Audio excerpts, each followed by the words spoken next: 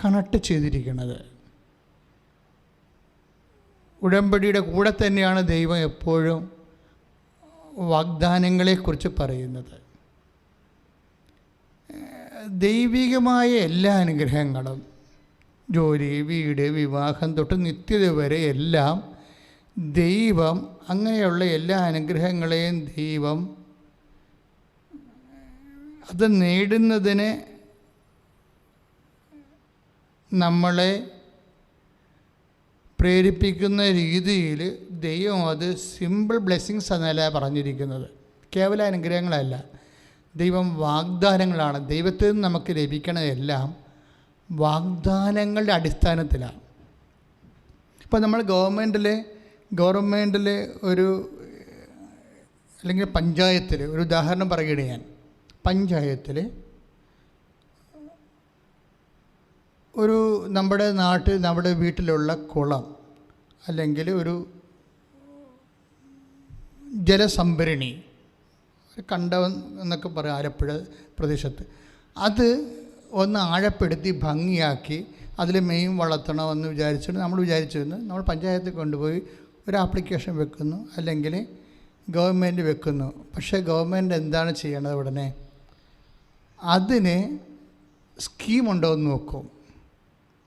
അതൊക്കെ മുമ്പ് തന്നെ ഗവൺമെൻറ്റിന് ആ വിഷയത്തിൽ പദ്ധതി ഉണ്ടോ എന്ന് നോക്കും. പദ്ധതിയാണ് ആദ്യം നോക്കുന്നത്. പദ്ധതി ഇല്ലെങ്കിൽ അപ്പം തന്നെ അപേക്ഷ തള്ളിപ്പോകും. പദ്ധതി ഉണ്ടെങ്കിൽ അതൊരു സ്കീം ഉൾപ്പെടുത്തിയായിരിക്കും ഗവൺമെൻറ് അത് ജനങ്ങളിലേക്ക് കൊടുക്കുന്നത്. അതിൻ്റെ സ്കീം ഇപ്പോഴുണ്ടോ എന്ന് നോക്കും. പദ്ധതി ഉണ്ടായിട്ട് കാര്യമില്ല, സ്കീം ഇപ്പോഴും ഉണ്ടാകണം. അപ്പോഴിതുപോലെ തന്നെയുള്ള വിഷയമാണ് ബൈബിളിലുള്ളത്. പക്ഷേ ബൈബിളിലുള്ള ഒരു വിഷയം എന്ന് വെച്ച് കഴിഞ്ഞാൽ എല്ലാത്തിനും വേണ്ടി പദ്ധതി ഉണ്ടെന്നുള്ളതാണ്. എല്ലാത്തിനും വേണ്ടി സ്കീമുണ്ട്. അതാണ് ഈ ലോകത്തിൻ്റെ രാജ്യവും ദൈവരാജ്യവും തമ്മിലുള്ള വ്യത്യാസം. ഇപ്പോൾ ലോകരാജ്യത്തിൽ ഇന്ന ചില കാര്യങ്ങൾക്ക് ചില കാലങ്ങളിലായിരിക്കും പദ്ധതി ഉണ്ടാകണത്, സ്കീം ഉണ്ടാകണത്. ദൈവരാജ്യത്തിൽ എല്ലാ കാര്യങ്ങൾക്കും എല്ലാ കാലങ്ങളിലും സ്കീമുണ്ടാകും. ഈ ഒരു വ്യത്യാസമുണ്ട്. എല്ലാ കാര്യങ്ങൾക്കും സ്കീം ഉണ്ടാകുമെന്ന് പറഞ്ഞാൽ എന്താണെന്ന് അറിയാമോ? ഇപ്പോൾ റിയ റേച്ചലിൻ്റെ സാക്ഷ്യം കേട്ടാൽ നമ്മൾക്ക് വളരെ സർക്കാസ്റ്റിക്കായിട്ട് തോന്നും. റിയ റേച്ചൽ എന്താ പറയണത്? ആ സാക്ഷ്യം നല്ല റീച്ചിങ്ങുള്ള സാക്ഷ്യമാണ്. അവരുടെ വിഷയം, അവരുടെ ഒരു 12 വയസ്സിൽ വെച്ച് അവരുടെ മുടി മൊത്തം പോകും, തലമുടി മൊത്തം നഷ്ടപ്പെടും. അപ്പോൾ നമുക്കറിയാമല്ലോ. എന്നിട്ട് ഇതിനു വേണ്ടി ഇവർ 8 കൊല്ലത്തോളം ചികിത്സ നടത്തും. കാര്യം പെൺകുട്ടിയാകുമ്പോൾ, വളർന്നു വരുന്ന പെൺകുട്ടിയാകുമ്പോൾ അവരത് പറയുന്നുണ്ട്. വളർന്നു വരുന്ന ഒരു പെൺകുട്ടിക്ക് തലമുടി നഷ്ടപ്പെട്ടാൽ ഉണ്ടാകുന്ന വിഷമങ്ങളെക്കുറിച്ച് ചിന്തിക്കാൻ പറ്റാത്ത മാനസിക പീഡ അവർ അനുഭവിക്കുകയാണ്. എല്ലാ മേഖലകളിലും അത് പ്രശ്നമാകും. അവരുടെ പ്രൊഫഷനെ ബാധിക്കും, വിവാഹത്തെ ബാധിക്കും, കുറേ പ്രശ്നങ്ങളാണ്. അല്ലാതെ നമ്മളൊരു തലമുടി കൊഴിഞ്ഞു പോകുന്ന പ്രശ്നം അല്ലത്. അത് മുന്നോട്ട് ചെല്ലും തോറും ഉത്കണ്ഠകളുടെ പെരുക്കമാണ് വരണത്. എന്താ വരണത്? അത് അവരുടെ പ്രൊഫഷനെ ബാധിക്കും തീർച്ചയായിട്ടും. പിന്നീട് അവരുടെ വിവാഹത്തെ ബാധിക്കും. ഇങ്ങനെ കുറേ വിഷയങ്ങളാണ് അവർ അഭിമുഖീകരിക്കുന്നത്. അതുകൊണ്ട് അവർ 8 കൊല്ലമാണ് ഈ റിയ റേച്ചൽ ചികിത്സ നടത്തുന്നത്. അപ്പോൾ ദാറ്റ് മീൻസ് 8 കൊല്ലം എന്ന് പറയുമ്പോൾ ഒരുമാതിരിപ്പെട്ട ലഭ്യമായിട്ടുള്ള എല്ലാവിധ ചികിത്സകളും അവരത് നടത്തുകയാണ്. പക്ഷെ അതിന് വലിയ ഫലമില്ലെന്ന് പറയണത് നമ്മളുടെ ഒരു പാർശ്വമായിട്ട് കഷണ്ടിയായി പോകുന്ന അവസ്ഥയല്ല. ഇവർ ഫുൾ ബ്ലാഡഡാണ്. അതായത് മുഴുവൻ കഷണ്ടിയായി പോവുകയാണ്. മുഴുവൻ കഷണ്ടിയായി പോകുമ്പോൾ ഇപ്പോൾ ക്യാൻസർ രോഗികളൊക്കെ ആണെങ്കിൽ അവർ കഷണ്ടിയായി കീമോ ഒക്കെ എടുക്കുമ്പോൾ കഷണ്ടിയായി പോയാലും ഒരു ടൈം കഴിയുമ്പോൾ അത് തിരിച്ചു വരും, ആ മുടികൾ തിരിച്ചു വരും. അങ്ങനെ ബാൾഡായി പോണതല്ല. ഇത് ഒരു ഡിസീസാണ്. ആ ഡിസീസിൻ്റെ പേര് സാക്ഷ്യത്തിൽ പറയുന്നുണ്ട്. അലോപേഷ്യ ഓട്ടോ ഇമ്മ്യൂൺ ഡിസീസ് എന്നാണ്. അതെന്ന് വെച്ച് കഴിഞ്ഞാൽ അലോപേഷ്യ ഏരിയറ്റ ഓട്ടോ ഇമ്മ്യൂൺ ഡിസീസ് എന്നാണ് അവർ പറയണത്. എന്ന് വെച്ചാൽ അതിൻ്റെ വിഷയം ഇത്രയേ ഉള്ളൂ. കോശങ്ങൾ തന്നെ കോശങ്ങളെ കൺസ്യൂം ചെയ്യും. അതാണല്ല ഓട്ടോ ഇമ്മ്യൂണിൻ എന്ന് പറയണത്. അതായത് കോശങ്ങൾ തന്നെ കോശങ്ങളെ കൺസ്യൂം ചെയ്യും, തിന്നുകളയും. പിന്നെ ഒരിക്കലും രക്ഷപ്പെടത്തില്ല. ഇതിന് മരുന്നുമില്ല. ഈ ഒരു സ്ഥാനം അങ്ങനെ 8 കൊല്ലം മരുന്ന് കഴിച്ചു കഴിഞ്ഞിട്ട് ഇവർക്ക് കാര്യങ്ങൾ മനസ്സിലായി. ഇവിടെ ചെന്നാലും വൈദ്യശാസ്ത്രം നൽകുന്ന വൈദ്യശാസ്ത്രത്തിൻ്റെ ഒരു നിസ്സഹായ അവസ്ഥ ഉണ്ട് ഇവിടെ. കാര്യം ഇത് കോശങ്ങളെ കഴിക്കുന്ന അലോപേഷ്യ ഏരിയറ്റ രോഗമാണ്, ഓട്ടോ ഇമ്മ്യൂണിനാണ്, കോശങ്ങൾ കഴിക്കുന്നതാണ്. നമുക്ക് നിലവിൽ അതിന് മരുന്നില്ല എന്ന് പറയും. അപ്പോഴെന്ത് ചെയ്യും ഇവർ? ഇത്രയും നാൾ കാശ് കുറേ മുടക്കി കാണുമല്ല, ഒരു പക്ഷേ ആയിരക്കണക്കിന് രൂപ മുടക്കി കാണും. 8 ലക്ഷം 8 വർഷം എടുത്തില്ലേ? അപ്പോൾ ഈ കേസ് ഹിസ്റ്ററി നിങ്ങൾ ശ്രദ്ധിക്കണം. ഈശോയുടെ അമ്മയുടെ നടക്കുന്നതുകൊണ്ടാണ് ഞാൻ ഈശോയുടെ അമ്മയുടെ മധ്യസ്ഥ ഈശോ ചെയ്ത കാര്യങ്ങളെക്കുറിച്ചാണ് നമ്മൾ ഡിസ്കസ് ചെയ്യണത്, അല്ല ഒരു കഥ കേൾക്കുകയല്ല. ഈ അൾത്താറയെ വെച്ച് എന്താണ് അമ്മ ജീവനോടെ പ്രത്യക്ഷപ്പെട്ട അൾത്താറയിൽ വെച്ച് അമ്മയുടെ മധ്യസ്ഥത്തിൽ പണ്ട് കാനായിൽ വെള്ളം വീഞ്ഞാക്കിയ വിഷയം പറയുകയല്ല. ഇന്ന് ഈശോ ഇപ്പം ഇവിടെ വെച്ച് എന്ത് ചെയ്തതെന്നാണ് ഞാൻ പറയണത്. ഇത് നിങ്ങളുടെ ജീവിതത്തിൽ എന്ത് സംഭവിക്കും? അച്ഛൻ നിങ്ങൾ ശ്രദ്ധിച്ചുകൊണ്ടിരുന്നാൽ മതി. എന്തുകൊണ്ടാണ് നിങ്ങളുടെ ജീവിതത്തിൽ ഇതുപോലെ അത്ഭുതങ്ങൾ സംഭവിക്കാത്തതെന്ന് ചോദിച്ചാൽ അതിന് പല കാരണങ്ങളുണ്ട്. ഞാൻ ആ കാരണങ്ങളെല്ലാം പറയും. ആ കാരണങ്ങളെല്ലാം നിങ്ങൾ ഈ ധ്യാനത്തിലൂടെ റെക്ടിഫൈ ചെയ്താൽ ഇതുപോലെ തന്നെ സെയിം എക്സ്പീരിയൻസ് നമുക്ക് ഏത് സമയത്തും ഉണ്ടാവും. അത്ഭുതങ്ങളൊന്നും അത്ര ഒരു അകലെയല്ല. ശരിക്കും കൃപാസനത്തിൻ്റെ ചാനൽ നിങ്ങൾ സബ്സ്ക്രൈബ് ചെയ്യുമ്പോൾ അറിയാൻ പറ്റും. എല്ലാ ദിവസവും സാക്ഷ്യങ്ങൾ പറയുന്നുണ്ട് ആൾക്കാരെ.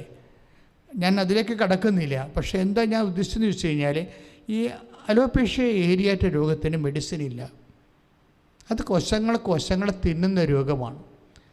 പക്ഷേ ഈ മെഡിസിൻ ഇല്ല എന്നുള്ളത് മനസ്സിലായി കഴിഞ്ഞപ്പോഴേ ഇവരുടെ അമ്മ, ഈ റിയ റേച്ചലിൻ്റെ അമ്മയാണ് ഉടമ്പടി എടുക്കുന്നത്. അവർ ഉടമ്പടി എടുക്കുമ്പോൾ ഞാനിപ്പോഴും ഓർക്കുന്നുണ്ടേ അവർ പറയുന്ന സാക്ഷ്യം. അതായത് അവരാദ്യം ഈ 6 കാര്യങ്ങൾ നമുക്ക് എഴുതാമല്ലോ. അപ്പോൾ 6 കാര്യങ്ങളിൽ ആദ്യം എഴുതണത് എന്താണെന്ന് അറിയാമോ? എൻ്റെ മകളുടെ തലയിൽ 10 വർഷമായിട്ട്, അതായത് 8 വർഷം മരുന്ന് ഉപയോഗിച്ചു, 2 വർഷം ഒരു മരുന്ന് ഉപയോഗിച്ചിട്ടെന്ന് അവർ പറയുന്നുണ്ട്. മാത്രമല്ല ഈ 8 വർഷം ഈ 10 വർഷത്തോളം കാലം അവർ വേറെ വിഗ് വാങ്ങിച്ച് വെച്ച് നടക്കുകയാണ്. അതാണ് 8 വർഷം അല്ലെങ്കിൽ 10 വർഷം മുഴുവനും ഈ റിയ ഒരു വിഗ്ഗും വെച്ചാണ് നടക്കുന്നത്. അപ്പോൾ അത് ഇനി ഭാവിയിൽ ഡയറക്റ്റ് വിവാഹത്തിലൊക്കെ ചെല്ലുമ്പോഴൊക്കെ പ്രോബ്ലം ഉള്ളത് കൊണ്ടും പ്രൊഫഷൻ്റെ ജോലി പ്രശ്നങ്ങളൊക്കെ ഉള്ള കാരണം അവളുടെ അമ്മ ഇവിടെ ഉടമ്പടി എടുക്കുമ്പോൾ ആദ്യം വെക്കുന്ന കാര്യം എന്താണ്? എൻ്റെ മകളുടെ തലയിലുള്ള തലമുടിയെല്ലാം തിരിച്ചു വരണമെന്നാണ് ആദ്യം എഴുതി വെക്കണം, മാതാവിനോട് പറയണത്. അപ്പോൾ നിങ്ങളൊരു മനസ്സിലാക്കേണ്ടത്, ഈ 10 വർഷത്തിനുള്ളിൽ ഇവർ വേറെ ഒരിടത്തും പോയി പ്രാർത്ഥിച്ചിട്ടില്ലേ? അതാണ് ചോദ്യം. ഈ 10 വർഷത്തിനുള്ളിൽ ഇവർ വേറെ ഇതുപോലെയുള്ള പ്രാർത്ഥനാ സങ്കേതങ്ങളിൽ പ്രാർത്ഥിച്ചിട്ടില്ലേ? തീർച്ചയായിട്ടും പ്രാർത്ഥിച്ചിട്ടുണ്ട്. അവർക്ക് ലഭ്യമായ എല്ലാ പ്രാർത്ഥനാ രീതികളും അവർ ഉപയോഗിച്ചിട്ടുണ്ട്. വൈദ്യശാസ്ത്രം മാത്രമല്ല, അതിൻ്റെ ഇരട്ടി പ്രാർത്ഥിച്ചിട്ടുണ്ട്. അവർ പ്രാർത്ഥിച്ച വിഷയങ്ങളെ, പ്രാർത്ഥിച്ച ഇടങ്ങളെക്കുറിച്ച് സംസാരിക്കുന്നത്. എങ്ങനെ ഉടമ്പടി മറ്റ് പ്രാർത്ഥനാ രീതികളിൽ നിന്ന് ഡിഫർ ചെയ്തിരിക്കുന്നുവെന്ന് നമ്മൾ മനസ്സിലാക്കണം. എന്താണ് ഉടമ്പടിക്കുള്ള പ്രത്യേകത? ഈ ഉടമ്പടിയിൽ ഇത് വെക്കുകയും 90 ദിവസം, ഉടമ്പടിയുടെ ഡേറ്റ് എന്ന് പറഞ്ഞാൽ ആദ്യ ഘട്ടം എന്ന് പറയുന്നത് 90ആണ്. അത് വാഗ്ദാന പേടകത്തെ അടിസ്ഥാനപ്പെടുത്തിയുള്ള പഴയ നിയമത്തിൽ ദൈവത്തിൻ്റെ സാന്നിധ്യം വാഗ്ദാന പേടകത്തിൽ കുടികൊള്ളുന്നത്, ആ ദൈവസാന്നിധ്യമാകുന്ന കൃപാസനം, ആ ദൈവവചനം ഉൾക്കൊള്ളുന്ന കൃപാസനം എന്ന് പറയുന്ന സ്വർണ്ണ പേടകം ഒരു അനുഗ്രഹത്തിൻ്റെ ഒരു സ്ഥലത്തിരിക്കുമ്പോൾ 90 ദിവസമാണ് അതിരിക്കുന്നത്. പുതിയ നിയമത്തിൽ വരുമ്പോൾ പരിശുദ്ധ അമ്മയാണ്. പഴയ നിയമത്തിലെ കൃപാസനത്തിൻ്റെ ഉള്ളിൽ സ്വർണ്ണപേടകത്തിൽ കർത്താവിൻ്റെ വചനമാണ് ദൈവസാന്നിധ്യമായിട്ടിരുന്നെങ്കിൽ പുതിയ നിയമത്തിൽ പരിശുദ്ധ അമ്മയുടെ ഉദരത്തിൽ ജീവിക്കുന്നവനായ ദൈവം തമ്പുരാൻ, പുത്രൻ തമ്പുരാനാണ് വചനം മാംസമായി അമ്മയുടെ ഉദരത്തിൽ ഇരിക്കുമ്പോഴാണ് അമ്മ കൃപാസനമായി മാറണത്. അമ്മ ഈ കൃപാസനമെന്ന ഈ സ്ഥാപനത്തിൻ്റെ പേര് 89 അമ്മ എന്നോട് പറയണത്. അതായത് ഞാനൊരു മരിയൻ ഇയർ അന്നുണ്ടായിരുന്ന കാലത്ത് അമ്മയെ ഞാൻ 7000 കുടുംബങ്ങൾ അല്ല 1500 കുടുംബങ്ങൾ ഞാൻ കയറി ഇറങ്ങി അവരെ കൊണ്ട് ജപമാല ചെല്ലിച്ച് അമ്മയുടെ തിരുസ്വരൂപത്തെ സ്വീകരിച്ച ഒരു ആഗസ്റ്റ് 11 1987. അതിനുശേഷമാണ് എൻ്റെ ജീവിതത്തിലേക്ക് അമ്മ വളരെ ശ്രദ്ധയോടുകൂടി ഇടപെടാൻ തുടങ്ങിയത്. അല്ല, ഇത് ഓൾ ഓൺ എ സഡൻ 2004 സംഭവിക്കണ വിഷയമല്ല. 87 അതായത് ഞാനിത് പറയണമെങ്കിൽ അതായത് നിങ്ങളും ഇതുപോലെ ഈ വിഷയങ്ങൾക്ക് ദൈവികമായ കാര്യങ്ങൾക്ക് സീരിയസ്നെസ് കൊടുക്കാത്തത് കൊണ്ടാണ് ദൈവാനുഭവം ഉണ്ടാകാത്തത്. വേറെ ഒരു കാര്യമില്ല. ഞാൻ ഇന്ന് ഓർക്കൊണ്ട് മാതാവിൻ്റെ രൂപം കൊച്ചിയിൽ നിന്ന് ആലപ്പുഴയിൽ കൊണ്ടുവരുന്നതാണ് വിഷയം. അതിൽ ഇതുപോലെ എല്ലാ ഇടവക അംഗങ്ങളെയും മെഴുകുതിരിയും കത്തിച്ച് പുറത്തിറക്കി ആയിരങ്ങളെ കൊണ്ട് ജപമാല ചെല്ലിച്ച് അമ്മയെ സ്വീകരിക്കുമ്പോൾ രാത്രി മുഴുവൻ പള്ളിയിൽ സ്വീകരിച്ചിട്ട് അവിടെ ഉണർന്നിരുന്ന് പ്രാർത്ഥിക്കുമ്പോൾ ആ പല ഇടവകകളിലൂടെയാണ് അമ്മ കടന്നു പോകുന്നത്. അപ്പം അമ്മയ്ക്കറിയാം ഏതെല്ലാം ഇടവകയിലൂടെ കടന്നു പോകുന്നുണ്ട്, എന്തൊക്കെയാണ് അവിടെയൊക്കെ സംഭവിച്ചതെന്ന്. ചില ആൾക്കാർ അട്ടിപ്പാർട്ടിക്കാർക്ക് പതാകയ്ക്ക് സ്വീകരണം കൊടുക്കണം. ഒരു മാലയെ വിട്ട് ഒരു കൈക്കാരന് ഒരു അച്ഛനൊക്കെ ആയിട്ട് ഒരു മാലയൊക്കെ ഇട്ട് അമ്മയെ പറഞ്ഞു വിടും. ഇതെന്താ സംഭവം എന്ന് വെച്ച് കഴിഞ്ഞാൽ നമ്മൾ ദൈവത്തിന് എന്ത് പ്രാധാന്യം കൊടുക്കുന്നു, അതാണ് വിഷയം.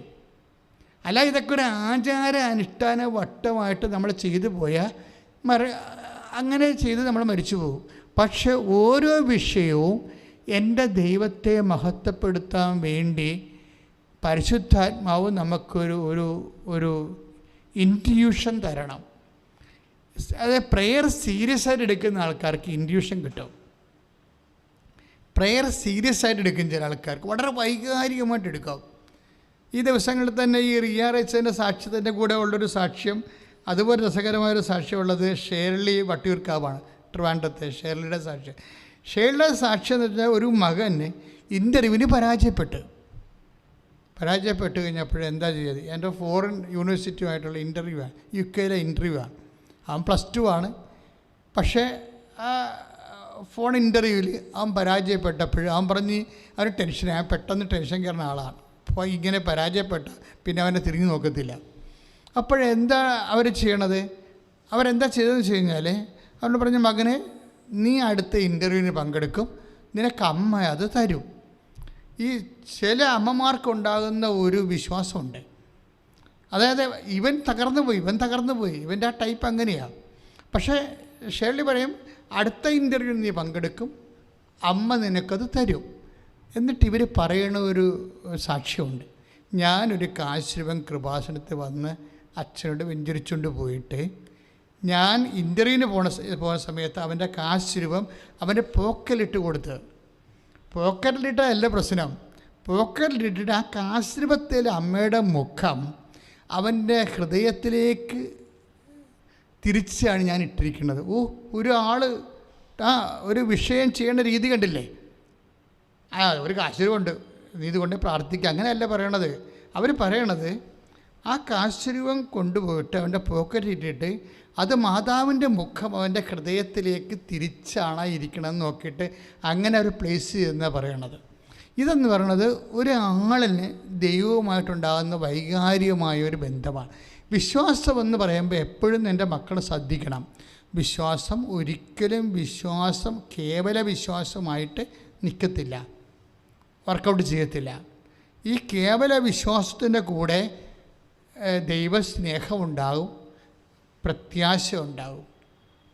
അപ്പോൾ ഇതെല്ലാം ഇങ്ങനെയാണ് നമ്മൾ വാഗ്ദാനം പ്രാപിക്കണത്. അപ്പോൾ അതിൻ്റെ എങ്ങനെയാണ് വാഗ്ദാനം പ്രാപിക്കണമെന്ന് ഞാൻ പറയണം. ഇപ്പോൾ ആദ്യത്തേത്, ഇപ്പോൾ റിയ റൈച്ചൻ്റെ വിഷയം എന്താണ്? അവർ 90 ദിവസമായപ്പോൾ 10 വർഷത്തിന് ശേഷം ലോകത്തിലുള്ള മുഴുവൻ മരുന്നും എല്ലായിടങ്ങളിലും പ്രാർത്ഥനയ്ക്ക് ശേഷം ഉടമ്പടിയിൽ അമ്മേ എൻ്റെ മകൾക്ക് തലമുടിയില്ല, അമ്മ തിരിച്ച് തലമുടി വെച്ച് കൊടുക്കണം, അതാണ് എൻ്റെ ആദ്യ ഉടമ്പടി എന്ന് പറയുമ്പോൾ 90 ദിവസമാണ് ഉടമ്പടിയുടെ ദിവസം.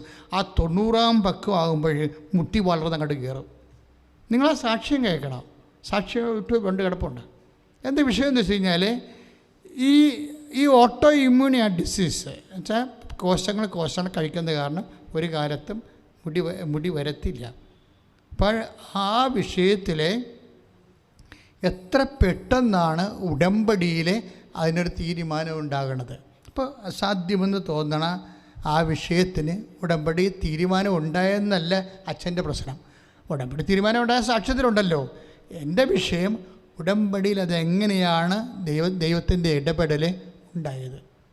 ദൈവത്തിൻ്റെ ഇടപെടൽ എങ്ങനെയാണ് ഉടമ്പടിയിൽ ഉണ്ടായത്, പെട്ടെന്നുണ്ടായത്.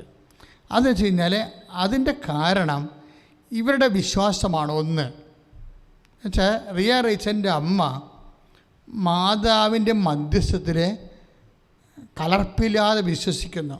എന്ന് വെച്ച് കഴിഞ്ഞാൽ ചില ആൾക്കാരെന്ന് വെച്ച് കഴിഞ്ഞാൽ മകൻ്റെ ജോലി, വീട് വെക്കണം, ലോൺ കിട്ടണം, മൂത്ത മകൾക്ക് പ്രൊമോഷൻ വേണം എന്നൊക്കെ പറഞ്ഞ് 5 എണ്ണം എഴുതിയതിന് ശേഷം 6ാമത്തത് ഒക്കട്ടെ കിട്ടിയ കുട്ടിയെന്നും പറഞ്ഞുകൊണ്ട് വേണേൽ എഴുതും.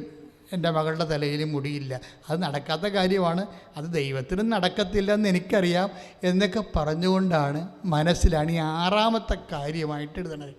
പലപ്പോഴും നമ്മൾ ശ്രദ്ധിച്ചാൽ മനസ്സിലാവും, ഉടമ്പടിയിൽ 6ാമത്തെ കാര്യം എഴുതുന്നത് നിങ്ങളുടെ വിശ്വാസം ഏത് ലെവലിലുള്ളതാണെന്ന് നമുക്കറിയാൻ പറ്റും.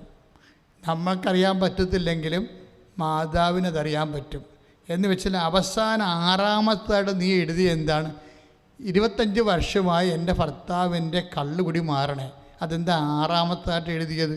അതാണല്ല നീ ഇത്രയും നാൾ വിഷമിച്ച് ഭാരപ്പെട്ടിരിക്കണത്. ഇതെങ്ങനെയാണ് 6ാമത്തായിട്ട് വന്നത്? ഇപ്പം നിൻ്റെ മനസ്സ് തന്നെ പറയുന്നുണ്ട്, ഇത് ഞാൻ ചത്ത് മാത്രമേ ഇത് തീരത്തുള്ളൂ, ദൈവത്തിന് പോലും ഈ കുടി മാറ്റാൻ പറ്റത്തില്ല. അതാണ് ഈ 6ാമൻ്റെ പ്രശ്നം. അതായത് ഈ ഒരു ഒറ്റ ഈ 6ാമത് ഈ സാധനം വെച്ചിരിക്കണ കാരണം തന്നെ നിൻ്റെ മുഴുവൻ ഉടമ്പടി തള്ളിപ്പോകാൻ സാധ്യതയുണ്ട്. വളരെ ശ്രദ്ധിക്കേണ്ട കാര്യമാണ്. എന്താ വെച്ചാൽ നീ എന്താണ് ഈ 6ാമത് വെച്ചിരിക്കുന്നത്? 6ാമത്ത് വെച്ചിരിക്കാൻ കാരണം വെച്ച് കഴിഞ്ഞാൽ 6ാമത്തെ കാര്യം ചിലപ്പോൾ ഒത്ത കൊള്ളാം എന്നൊക്കെ പറഞ്ഞുകൊണ്ട് നടക്കത്തൊന്നുമില്ല. ദൈവത്തിന് പോലും ചെയ്യാൻ പറ്റത്തില്ല. ആ മനുഷ്യനിപ്പം 30 കൊല്ലമായി വെള്ളം അടിക്കണത്. കല്യാണ ദിവസം വരെ വെള്ളം അടിച്ചതാണ് ആ മനുഷ്യൻ. അപ്പോൾ അതെങ്ങനെ മാറാനാണ്? പിന്നെ മാതാവിന് ശക്തി ഉണ്ടെങ്കിൽ മാറട്ടെ. അപ്പോൾ ദൈവത്തിൻ്റെ ശക്തിയെയും പരിപാലനയെയും ചോദ്യം ചെയ്തുകൊണ്ടാണ് പലരും 6ാമത്തെ കാര്യം വെച്ചിരിക്കുന്നത്. പക്ഷേ ഈ 6ാമത്തെ കാര്യം ഇങ്ങനെ ദൈവത്തിൻ്റെ ശക്തിയെ ചോദ്യം ചെയ്ത് വെച്ചിരിക്കുന്ന കാരണം തന്നെ ഉള്ളതെല്ലാം തള്ളിപ്പോകാൻ സാധ്യതയുണ്ട്. അപ്പോൾ ഉടമ്പടി പുതുക്കാൻ വരുമ്പോൾ നിങ്ങൾ ശ്രദ്ധിക്കണം. ഉടമ്പടി പുതുക്കാൻ വരുമ്പോൾ നിങ്ങൾ ശ്രദ്ധിക്കണം. എന്താണ് കാര്യം? നമ്മളെ സംബന്ധിച്ചിടത്തോളം ഒരു മനുഷ്യനുമായിട്ടല്ല നമ്മൾ ഉടമ്പടി ചെയ്യണത്, ദൈവവുമായിട്ടാണ് ഉടമ്പടി ചെയ്യണത്. ഇപ്പോൾ റീച്ചലിൻ്റെ അമ്മയ്ക്ക്, റിയ റീച്ചലിൻ്റെ അമ്മയ്ക്ക് മനസ്സിലായി, പരിശുദ്ധ അമ്മയ്ക്ക് എൻ്റെ മകൾക്ക് എന്ത് ഓട്ടോ ഇമ്മ്യൂണി ഡിസാണെന്ന് പറഞ്ഞാലും ശരി, പരിശുദ്ധ അമ്മ വിചാരിച്ചാൽ എൻ്റെ മകൾക്ക് മുടി തിരിച്ചു വരുമെന്ന്. അത് 6ാമത്തെ കാര്യമല്ല, 1ാമത്തെ കാര്യമായിട്ടാണ് എഴുതിയിരിക്കുന്നത്. അതാണ് അവിടെ വിജയിക്കാൻ കാരണം. ഏറ്റവും അസാധ്യമായ കാര്യം 1ാമത്തെ കാര്യമായിട്ട് എഴുതിയിരിക്കണം.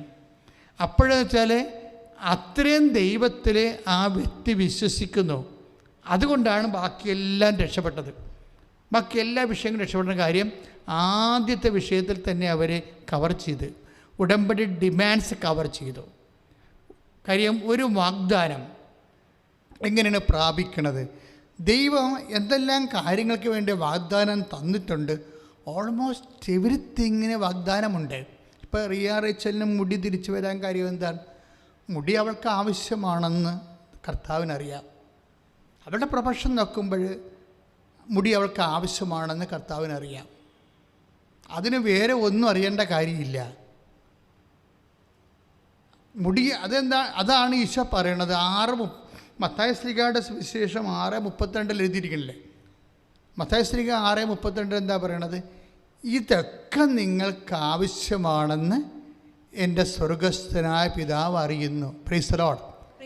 അതാണ് സംഭവം. അപ്പോൾ അതൊന്ന് വായിച്ചോളൂ. അതിനാൽ എന്തു ഭക്ഷിക്കും, എന്ത് പാനം ചെയ്യും, എന്ത് ധരിക്കും എന്ന് വിചാരിച്ച് നിങ്ങൾ ആകുലരാകേണ്ട. വിജാതീയരാണ് ഇവയെല്ലാം അന്വേഷിക്കുന്നത്. നിങ്ങൾക്കിവയെല്ലാം ആവശ്യമാണെന്ന് നിങ്ങളുടെ സ്വർഗീയ പിതാവ് അറിയുന്നു. അതാണ് ഇത് ഈ അപ്പം നിങ്ങൾ ഓർക്കും, ഇപ്പോൾ 6:31 എഴുതിയിരിക്കുന്നത് എന്ത് ഭക്ഷിക്കും, എന്ത് കുടിക്കും, എന്ത് ധരിക്കും എന്നുള്ള അടിസ്ഥാന ആവശ്യങ്ങൾ മാത്രമേ ഉള്ളൂ. അങ്ങനെയല്ല ഈശോ പറഞ്ഞിരിക്കുന്നത്. ഈശോ പറഞ്ഞിരിക്കുന്നത് അതെല്ലാം അടിസ്ഥാന ആവശ്യങ്ങളുടെ കൂടെ ബാക്കി വരുന്ന കുറേ ആവശ്യങ്ങളുണ്ട്. അതുകൊണ്ടാണ് ഈശോ 6:33 അത് കറക്റ്റ് ചെയ്ത് പറയുന്നുണ്ട്. മത്തായി ശ്ലീഹ 6:33 എന്താ എഴുതിയിരിക്കുന്നത്? നിങ്ങൾ ആദ്യം അവിടുത്തെ രാജ്യവും അവിടുത്തെ നീതിയും അന്വേഷിക്കുക. നിങ്ങൾ ആദ്യം അവിടുത്തെ രാജ്യവും അവിടുത്തെ നീതിയും അന്വേഷിക്കുക. അതോടൊപ്പം മറ്റുള്ളവയെല്ലാം നിങ്ങൾക്ക് ലഭിക്കും. മറ്റുള്ളവയെല്ലാം അവിടെയാണ് വിഷയം വേണ്ടത്. അവിടെ എന്ത് ഭക്ഷിക്കും, എന്ത് പാനം ചെയ്യും, എന്ത് ധരിക്കുമെന്നല്ല, മറ്റുള്ളവയെല്ലാം എന്ന് വെച്ചാൽ ഒരു ജീവിതത്തിന് ആവശ്യമായതെല്ലാം, ഒരു ജീവിതത്തിന് ആവശ്യമായതെല്ലാം. അത് അവർക്ക് തലമുടിയാണ് ആവശ്യമെങ്കിൽ അതും. പിന്നെ എന്താണ്, നമ്മൾ നേരത്തെ കണ്ട ഷേർലിയില്ലേ, ഷേർലിയുടെ മകൻ്റെ എന്താ പ്രശ്നം? ഷേർലിയുടെ മകൻ്റെ വിഷയം എന്ന് പറയുന്നത് അവന് +2 ആണ്, പക്ഷെ അവന് യൂറോപ്പിൽ പഠിക്കണം. +2 ആണ്, അവൻ യൂറോപ്പിൽ പഠിക്കണം. അതിനേക്കാളൊക്കെ വലിയൊരു വിഷയമുണ്ട് അവന് ഈ ഓൺലൈൻ ക്ലാസ് ആയിരുന്നല്ലോ കഴിഞ്ഞ കൊല്ലമൊക്കെ നടന്നുകൊണ്ടിരുന്നത്. ഇപ്പോഴും ഓൺലൈൻ ക്ലാസ്സിലായി നമ്മൾ. അപ്പോൾ ഓൺലൈൻ ക്ലാസ് പിന്നെ അലർജിയാണ്. അവൻ്റെ പേര് അലൻരാജ് ദേവൻ്റെ പേര്. അലൻരാജിന് ഓൺലൈൻ ക്ലാസ് അലർജിയാണ്. അപ്പോൾ അവൻ്റെ അമ്മ ഇങ്ങനെ പറഞ്ഞ് തലയിലെ വെള്ളം പറ്റുകയാണ്, എടാ നീ ക്ലാസ് അറ്റൻഡ് ചെയ്യും. പക്ഷേ ഇവന് ഒരു ടൈം കഴിഞ്ഞാൽ ഇതിൻ്റെ അത് അറ്റൻഡ് ചെയ്യാൻ പറ്റത്തില്ല. അപ്പോൾ ഇതിനെങ്ങനെ മാർക്ക് കിട്ടണത്? മാർക്ക് കിട്ടത്തില്ല. അവൻ തോക്കും, ഉറപ്പായിട്ടും തോക്കും.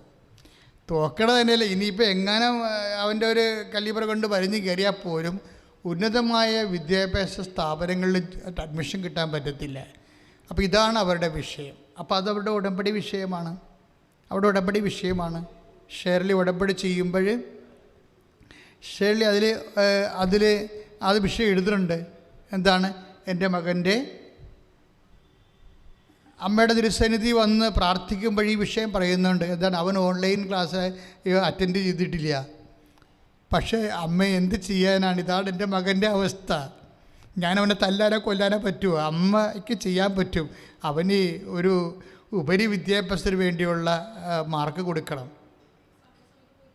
അപ്പോൾ അതെന്ത് സംഭവിച്ചു കഴിഞ്ഞാൽ അതിനിവർ ചെയ്യണ കാര്യത്തിൽ ഇവനോട് പറയും, നീ പരീക്ഷ എഴുത്, പറ്റണ പോലെ പഠിച്ച് പരീക്ഷ എഴുത്, ബാക്കിയുള്ളത് അമ്മയോട് പറഞ്ഞുകൊണ്ട് മധ്യസ്ഥം വഹിച്ച് നിനക്ക് മാർക്ക് വാങ്ങിച്ചു തരാമെന്നാണ് പറയണത്.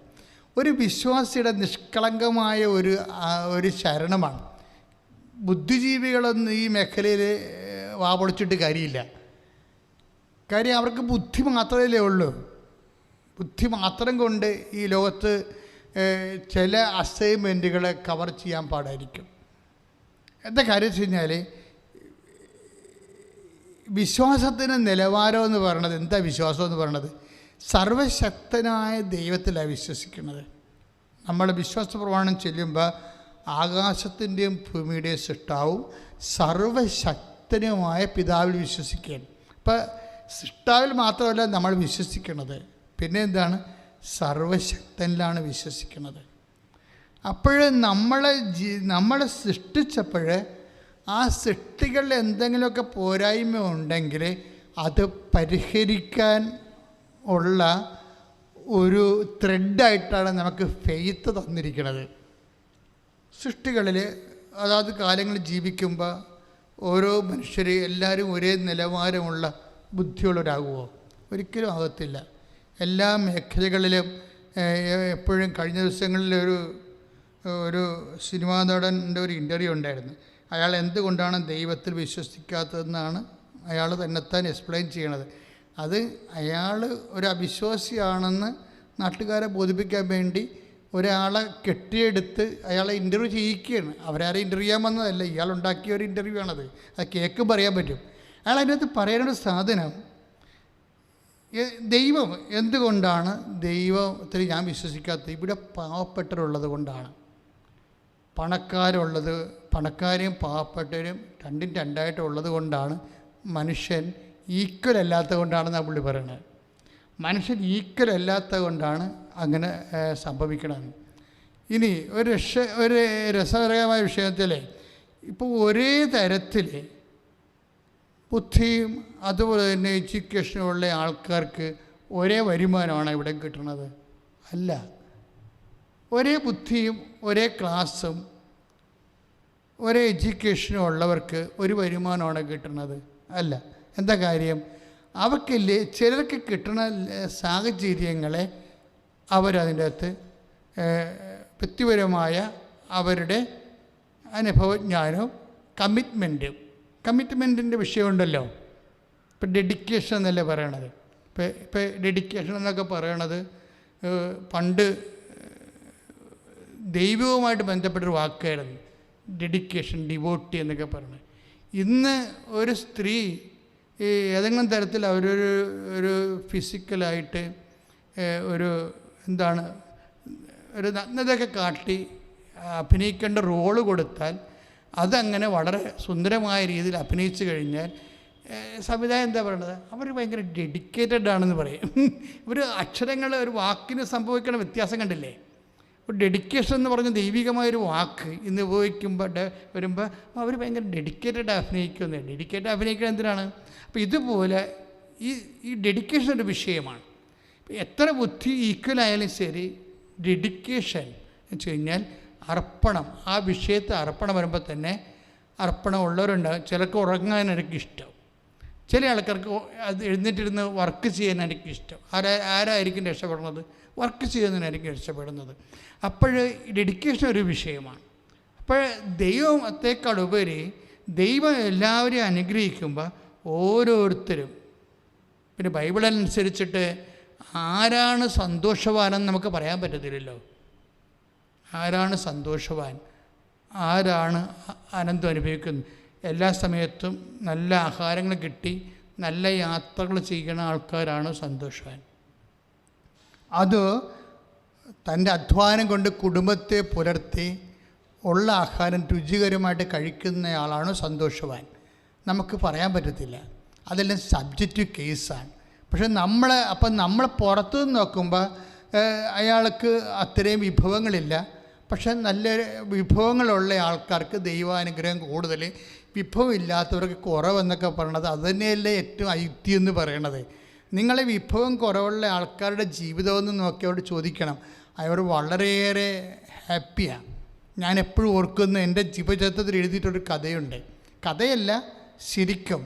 അപ്പോൾ അന്ന് പോലെ ഞാൻ ശരിക്കും, അതായത് ഞാൻ സെമിനാരി പഠിക്കുമ്പോൾ ഞങ്ങൾക്ക് ലേബർ ഫോം എന്നും പറഞ്ഞൊരു സംഭവമുണ്ട്. ലേബർ ഫോം വെച്ചാൽ ഈ സോഷ്യൽ അവയർനെസ്സിന് വേണ്ടിയും അതിൻ്റെ സാമൂഹ്യ വികസനത്തിന് വേണ്ടി പ്രവർത്തിക്കുന്ന ഒരു സംഘടനയാണ്. ഞാനൊരിക്കൽ അതിൻ്റെ സെക്രട്ടറി ആയിരുന്നു. അപ്പോഴേ ഞങ്ങളെ പ്രസിഡൻറ്റും സെക്രട്ടറിയും അതുപോലെ തന്നെയൊക്കെ ഞങ്ങളിങ്ങനെ പാവപ്പെട്ടവരുടെ സോക്കോൾഡ് അങ്ങനെയുള്ള ഭവനങ്ങളിലേക്ക് നമ്മളിപ്പോൾ ചേരി എന്നൊക്കെ പറയണത് ഇന്നത്തെ സമയത്ത് അങ്ങനെ സബ്സ്റ്റാൻഡേർഡ് വാക്കുകൾ അങ്ങനെ ഉപയോഗിക്കാൻ പാടില്ല. അപ്പം അന്നത്തെ കാലത്ത് ആ വാക്കിന് ചേരുന്നത് തന്നെയായിരുന്നു അർത്ഥം. അപ്പോൾ ഞങ്ങൾ അങ്ങനെയുള്ള സ്ഥലങ്ങളിൽ, ആലുവയിൽ അങ്ങനെയുള്ള സ്ഥലങ്ങളിൽ പോയി. അപ്പോൾ ഒരു ദിവസം ഒരു വീട്ടിൽ ചെന്നപ്പോൾ അവിടുത്തെ അപ്പൂപ്പനാണ് ഒരു തെങ്ങും തടി, 2 തെങ്ങും തടി വെച്ച് ആണ്, കട്ടിലില്ല, തെങ്ങും തടിയിൽ എന്തോ ഒരു കയറ്റ് പായക്കിട്ട മേലെ പായ കിടക്കുകയാണ്. അപ്പോൾ ഞങ്ങൾക്ക് ഭയങ്കര സങ്കടം തോന്നി. എന്താ കാര്യം? ഞങ്ങൾ കട്ടിലാണ് കിടക്കണത്. അപ്പോൾ കട്ടിലെ കൊതുകുവരെയൊക്കെ അപ്പോൾ അവന് കൊതുകുവരയില്ല, അതിന് പകരം എന്തെങ്കിലുമൊക്കെ ചകിരിയൊക്കെ വെച്ച് പോക്കുന്ന പരിപാടിയാണ്, അത് പുറത്താണ്. അപ്പോൾ ഞങ്ങളവർക്ക് ദൈവം ഇത് എങ്ങനെ നരകം പിടിച്ച് എന്തൊരു ജീവിതം, ഈ അപ്പാപ്പന് നമുക്ക് കട്ടിൽ വാങ്ങിച്ചു കൊടുക്കാം. ഇപ്പോൾ ഈ ശിശുയുടെ മുമ്പിൽ നിന്നല്ലേ ഇതൊക്കെ പറയണത്. അപ്പോൾ ഞങ്ങൾ വന്നിട്ട് എന്ത് ചെയ്യും? ഞങ്ങൾക്കന്നൊരു വരുമാനം ഇല്ലല്ലോ. അപ്പോൾ ഞങ്ങളുടെ ഈ ലേബർ ഫാമിലുള്ള ആൾക്കാരെല്ലാം ഇട്ടുകൂട്ടി 10 രൂപ 20 രൂപയൊക്കെ എടുത്തിട്ട് ഞങ്ങളുടെ സെമിനാരി കാർപ്പൻറ്ററിനെ പോയി കണ്ട്. കാര്യം സെമിനാരി എപ്പോഴും 2 കാർപ്പൻറ്റേഴ്സ് സ്ഥിരം ഉണ്ടാവും. അപ്പോൾ അവരോട് പറഞ്ഞ ആ ചേട്ടൻ ഞങ്ങളോട് ബന്ധമുള്ളതുകൊണ്ട് ചേട്ടൻ പറഞ്ഞ ചെയ്യാ ഞങ്ങൾ കുറച്ച് കാശ് തരാം, സെമിനാരിയിൽ നിന്ന് പ്രൊക്രേറ്റർ അച്ഛനോട് തടി അനുഭവിപ്പിച്ച് തരാം, ഒരു കട്ടിലുണ്ടാക്കി തരണമെന്ന് പറഞ്ഞു. അപ്പോഴുടനെ അപ്പോൾ ആ ചേട്ടൻ കാർപ്പൻറ്റർ പറഞ്ഞു ഓക്കെ, പക്ഷേ ഈ ടൈമിന് പറ്റില്ല, 5 മണി വരെ എനിക്ക് വർക്കുള്ളതാണ് ഇവിടെ. 5 മണി കഴിഞ്ഞിട്ട് ഞാൻ എല്ലാ ദിവസവും ഒരു 15 മിനിറ്റ് വീതം നിങ്ങളുടെ വർക്ക് ചെയ്യാം. ഉടനെ തരാൻ പറ്റത്തില്ല, കാര്യം ഞാൻ രാവിലെ മുതൽ നമുക്ക് മനസ്സിലാവും, രാവിലെ 8 മണിക്ക് വരുന്ന ആളാണ് 5 മണിക്കാണ് പോകുന്നത്. പിന്നെ നമ്മുടെ വർക്ക് എക്സ്ട്രാ വർക്കാണ്. അപ്പം അങ്ങനെ വരുമ്പോൾ ഒരു ബുദ്ധിമുട്ടുണ്ട്. അപ്പം 10 മിനിറ്റ് 15 മിനിറ്റ് 20 മിനിറ്റൊക്കെ ആയിട്ട് ആ മനുഷ്യൻ 1 മാസം കൊണ്ട് ഞങ്ങൾക്ക് കട്ടിലുണ്ടാക്കി തന്നു. അപ്പം ഞങ്ങൾക്കാണെങ്കിൽ ഭയങ്കര സന്തോഷം. കാര്യം ഈ കട്ടിൽ ഞങ്ങളൊരു ശനിയാഴ്ച ആഘോഷമായിട്ട് ഈ 6 പേരും കൂടി ചുമന്നുകൊണ്ട് ചേരിപ്പോവും. കട്ടിലാണ്, വലിയ സംഭവമല്ലേ. അപ്പോൾ അത് ചുവന്നുകൊണ്ട് ചേരി ചെന്ന് ഈ കട്ടിലിട്ട് കൊടുത്ത് അപ്പം ഞങ്ങളെ സംബന്ധിച്ചിടത്തോളം ഞങ്ങളേണ്ട വലിയ ഒരു കാര്യം ഞങ്ങളുടെ ജീവിതത്തിൽ നടന്ന പോലെയാണ്. കാര്യം ഏറ്റവും വലിയൊരു സൽപ്രവൃത്തി നമ്മൾ ചെയ്ത പോലെ അതിൻ്റെ എല്ലാ ത്യാഗവും അനുഭവിച്ചാണ് ചെയ്യണത്. എല്ലാ ത്യാഗവും, കാര്യം ഞങ്ങളുടെ കയ്യിലും കാശില്ല, ഇത്ര പേര് ത്യാഗം അനുഭവിച്ചു, ആ കാർപ്പൻറ്ററും ത്യാഗം അനുഭവിച്ചു. അപ്പോൾ ഇത് ഇങ്ങനെ കൊണ്ടുപോയി കട്ടിൽ കൊടുത്ത് ഞങ്ങൾ മേടിക്കാനുള്ള കാശും കൊടുത്ത് അപ്പാപ്പനെ അവരുടെ സന്തോഷമായിട്ട് പോകുന്നു. അവർ നന്ദിയൊക്കെ പറഞ്ഞ്. അപ്പോൾ ഒരു മാസം കഴിഞ്ഞപ്പോൾ വീണ്ടും ഞങ്ങൾ ആ ചേരിച്ചത്. അപ്പോൾ നമുക്ക് നമ്മുടെ അപ്പാപ്പനെ കാണാൻ പോകണ്ടേ എന്ന് വിചാരിച്ചു അങ്ങനെ പോവാം. അപ്പോൾ അപ്പാപ്പന് സന്തോഷമാകില്ല, വേറെ ഒന്നുമില്ല, ആ മുഖത്തൊരു ചിരി കാണണം. നമ്മൾ വേറെ ഒന്നും ഉദ്ദേശിച്ച് പോകണമല്ല, ആ മുഖത്തൊരു ചിരി കാണുമ്പോൾ നമുക്കൊരു സന്തോഷം, ആശ്വാസം, ഒരു സംതൃപ്തി, അതാണ് ഉദ്ദേശിക്കണത് അന്നത്തെ. അപ്പോഴേ ഞങ്ങൾ ചെല്ലുമ്പോൾ കട്ടിൽ കാണാനില്ല. അപ്പോൾ ഞങ്ങളുടെ മുഖം ആപ്പാടെ വിളറി. അപ്പോൾ ഞങ്ങൾ ചോദിച്ച് നിങ്ങളുടെ കട്ടിലെന്തി? അപ്പോൾ അവരാരും മിണ്ടണില്ല, ഞങ്ങൾക്ക് കട്ടിലല്ലേ. അപ്പോഴേ പറഞ്ഞ് അപ്പോൾ ഞങ്ങൾ ഷമ്മാശന്മാരാണ്. ഷമ്മാശ അതേ കട്ടിലേ കിടന്നിട്ട് അപ്പാപ്പന് ഉറക്കം മുന്നില്ല, അതാണ് പ്രശ്നം. ആ കട്ടിലേ കിടന്നിട്ട് ഉറക്കം സത്യമായിട്ട് നടന്ന കാര്യമാണ്. അവർക്ക് അപ്പാപ്പന് ഉറങ്ങാൻ പറ്റണില്ല. പിന്നെ എന്ത് ചെയ്ത്, പിന്നെ എടുത്ത് പുറത്തിട്ട് അപ്പനെ താഴെ കിടത്തിക്കൊണ്ട് മറ്റുള്ളവരെ ഇങ്ങനെ കട്ടിലൊക്കെ കിടക്കണം എന്ന് വിചാരിച്ചുകൊണ്ട് അവരെ പുറത്തിട്ട് കട്ടിൽ കൊടുത്ത് കാശ് പിടിച്ചു. കട്ടിൽ കൊടുത്തവർ കാശ് മേടിച്ചു. ഇതിനകത്തിട്ട് കാര്യം ചെറിയ വീടാണ്, അതിൻ്റെ അകത്ത് കട്ടിലിട്ട് കഴിഞ്ഞാൽ കുറേ സ്ഥലം പോകും. പക്ഷേ അതുകൊണ്ട് ആരും ഇട്ടില്ല. ആ കട്ടിൽ അവർ വിറ്റ് കാശ് മേടിച്ചു. അന്നത്തെ ഒരു സാഹചര്യം അവർക്ക് അതായിരുന്നു നല്ലത്.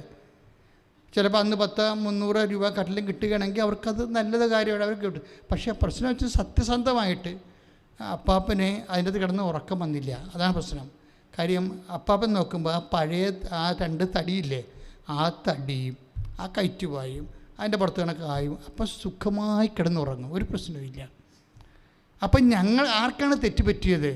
ഞങ്ങൾ പുറത്തുനിന്ന് നോക്കുന്നവർ വിചാരിച്ചത് ഈ അപ്പാപ്പൻ ഭയങ്കരമായ നരകം അനുഭവിക്കുകയാണ്, സങ്കടമൊക്കെയാണ്. അപ്പാപ്പനെ രക്ഷപ്പെടുത്താൻ വേണ്ടി ഒരു മാർഗം ഞങ്ങൾ കണ്ടുപിടിച്ച്, എന്താണ്, കട്ടറുണ്ടാക്കി കൊടുക്കുക. പക്ഷേ അപ്പാപ്പൻ അത് റിജക്റ്റ് ചെയ്തു ഒരു അനുഭവം കൊണ്ട്. ഇപ്പം ആരാണ് സന്തോഷം അനുഭവിക്കണത്, ആരാണ് ദുഃഖം അനുഭവിക്കണമെന്ന് പുറത്ത് നിന്ന് പറയാൻ പറ്റത്തില്ല. അത് മണ്ടത്തരമാണ് ശരിക്കും പറഞ്ഞാൽ. നമ്മൾ ഭയങ്കരമായ അവർക്കൊരു ജീവിതവുമില്ല, അവർ സങ്കടത്തിലാണ് അനുഭവിക്കണമെന്ന് പുറത്ത് അവരോട് ചോദിച്ച് നോക്കിക്കഴിഞ്ഞാൽ അവർ നമ്മളെക്കാൾ മാനസികമായിട്ട് ഹാപ്പി ആയിരിക്കും. പല കുടുംബങ്ങളിൽ ഞാൻ ഇപ്പോഴും നിങ്ങളൊന്ന് ചിന്തിച്ചാൽ മതി, ഏറ്റവും കൂടുതൽ സന്തോഷം അനുഭവിക്കുന്ന കുടുംബങ്ങൾ ഏതാണ്? ബിലോ ആവറേജ് കുടുംബങ്ങളാണ്. ഞാൻ 21 കൊല്ലം 30 കൊല്ലം കൗൺസ് ചെയ്തില്ലേ, 30 കൊല്ലം 21 ലക്ഷം ആൾക്കാരെ കൗൺസ് ചെയ്യുമ്പോൾ എൻ്റെ ഒരു നിരീക്ഷണം ഞാൻ അനുഭവിച്ചത്, ഏറ്റവും കൂടുതൽ ഈ ലോകത്ത് സന്തോഷം അനുഭവിക്കുന്നത് ബിലോ ആവറേജ് കുടുംബങ്ങളാണ്. ആവറേജിന് താഴെയുള്ള കുടുംബങ്ങൾ, അവർക്ക് ആവശ്യമില്ലാത്ത ഇഷ്യൂസ് ഇല്ല, ആവശ്യമില്ലാത്ത വിഷയത്തെക്കുറിച്ചുള്ള സംഭ്രമങ്ങളില്ല, അതിനുവേണ്ടിയുള്ള അത് നേടാൻ വേണ്ടിയുള്ള ആക്രാന്തങ്ങളില്ല, അത് നഷ്ടപ്പെടുമ്പോഴുണ്ടാകുന്ന ഭാരങ്ങളില്ല. അവരും അവസാനം മരിക്കും. ഇതൊക്കെ ഉണ്ടെന്ന് പറയുന്ന ആൾക്കാരും മരിക്കും. എല്ലാം കണക്കല്ലേ അവസാനം. ഒരു 2-3 റീത്ത് കൂടുതൽ കിട്ടുമെന്നല്ലാതെ വേറെ കാര്യമൊന്നുമില്ല. നമ്മൾ സിമിത്തേരി ചെന്ന് നോക്കും മനസ്സിലാകും. ഈ സിമിത്തേരിയിൽ നമ്മൾ എപ്പോഴും അടക്കത്തിന് ഞാൻ പോകുമ്പോൾ ഓരോരോ കുഴികൾ തമ്മിലുള്ള വ്യത്യാസം നോക്കുമ്പോൾ ചില കുഴികൾക്ക് ഒരു 10 റീത്ത് കൂടുതലായിരിക്കും, അത്രയേ ഉള്ളൂ, വേറെ ഒരു സാധനവും ഇല്ല. അതായത് ചില കുഴികൾക്ക് സെമിത്തേരി നോക്കിയാൽ ചിലപ്പോൾ 5 റീത്ത് ചിലവുണ്ട്, ചിലയിടത്ത് 10 റീത്ത് ഉണ്ടാകും. എന്നിട്ട് നമ്മൾ കുഴിയാഴ്ചക്ക് ചെല്ലുമ്പോഴാണ് ഈ റീത്തെടുത്ത് ദൂരെ എറിയണ കാണാം. ആര്? കുഴിവെട്ടി. എന്തിനാണ് എറിയണമെന്ന് വെച്ച് കഴിഞ്ഞാൽ ഇത് ശല്യമാണേ. ഈ റീത്തും അതിൻ്റെ പുറത്ത് കിടക്കണ ഈ ചുറ്റിക്കെട്ടും പിന്നെ ചീഞ്ഞ പൂവും എല്ലാം കൂടി അവർ കൊണ്ടുപോയി തെമ്മാടിക്കുഴിയിലിടും. ബന്ധുക്കൾ വലിയ സ്വന്തമായിട്ട് കൊടുത്ത സാധനത്തിന് അവസാനം പോയി ഈ റീത്തുകൾ ചെല്ലണം വീഴണത് തെമ്മാടിക്കുഴിയിലാണ്. അപ്പോൾ അവസാനം ഒരു കാര്യവും വ്യത്യാസമില്ല. അപ്പം നമ്മൾ പുറത്ത് നിന്ന് അപ്പോൾ ദൈവം ശരിക്കും പറഞ്ഞാൽ ആരോട് ഈശോ പറയുന്ന ഏറ്റവും നല്ല വാക്കുകളിലൊന്നാണ്. ഒന്ന് ശ്രദ്ധിക്കട്ടെ മക്കളെ. ഒരനീതിയും ചെയ്യുന്നില്ല, ഒരു ധനാറയ്ക്കല്ലേ നീ എന്നോട് സമ്മതിച്ചിരുന്നത്. അതായത് ദൈവത്തിൻ്റെ ഒരു നിലപാട് ഇതാണ്. ദൈവത്തിൻ്റെ നിലപാടാണ് ഈശോ വ്യക്തമാക്കുന്നത്. അതായത് സ്നേഹിത, നിന്നോട് ഞാൻ ഒരു അനീതിയും ചെയ്തിട്ടില്ല. എന്താണ്? നീ ഒരു ധനാറയ്ക്കിനെ സംബന്ധിച്ചു നിൻ്റെ കൂലി വാങ്ങിക്കൊണ്ട് പോവുക.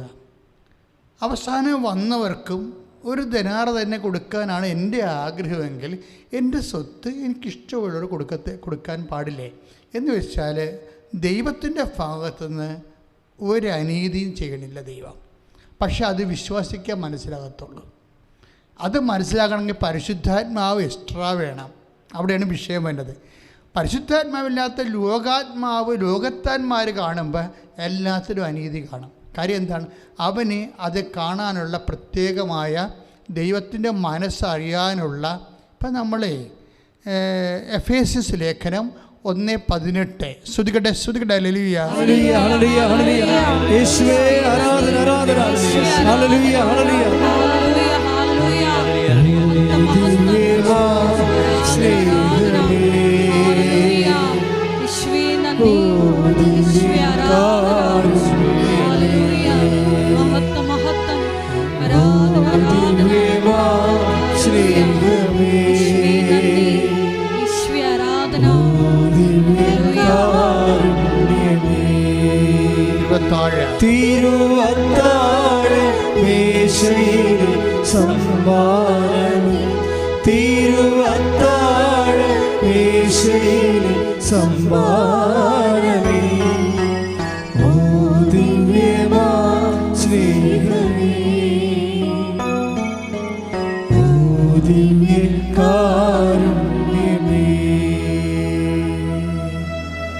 എഫേസ്യസ് 1:18 ഏത് തരത്തിലുള്ള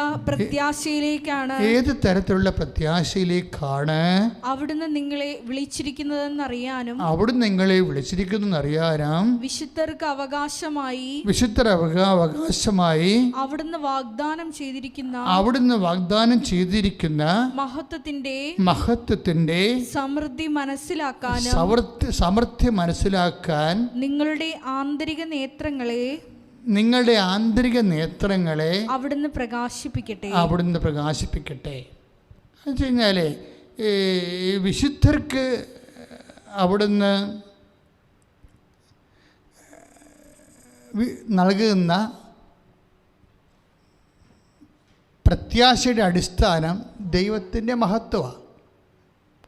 അതറിയാൻ നമുക്ക് എന്താണ്? ആന്തരിക നേത്രങ്ങളെ പ്രകാശിപ്പിക്കട്ടെ. അപ്പോൾ ദൈവികമായ പദ്ധതികൾ നമ്മൾക്കറിയണമെന്നുണ്ടെങ്കിൽ ഈ ആന്തരിക നേത്രങ്ങളെ പ്രകാശിപ്പിക്കണം.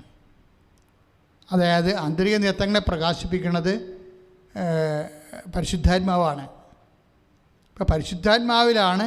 ഇപ്പോൾ പരിശുദ്ധാത്മാവ് നിറയുമ്പോഴാണ് ദൈവം നീതിമാനാണെന്നുള്ള കാര്യവും നമുക്ക് മനസ്സിലാവുന്നത്. പിന്നെ എന്ത് ചെയ്യും? നമുക്ക് ഒന്നുകൂടി വായിച്ചോളൂ ശ്രുതികട്ടെ ഹല്ലേലൂയ. ഏത് തരത്തിലുള്ള പ്രത്യാശയിലേക്കാണ് അവിടുന്ന് നിങ്ങളെ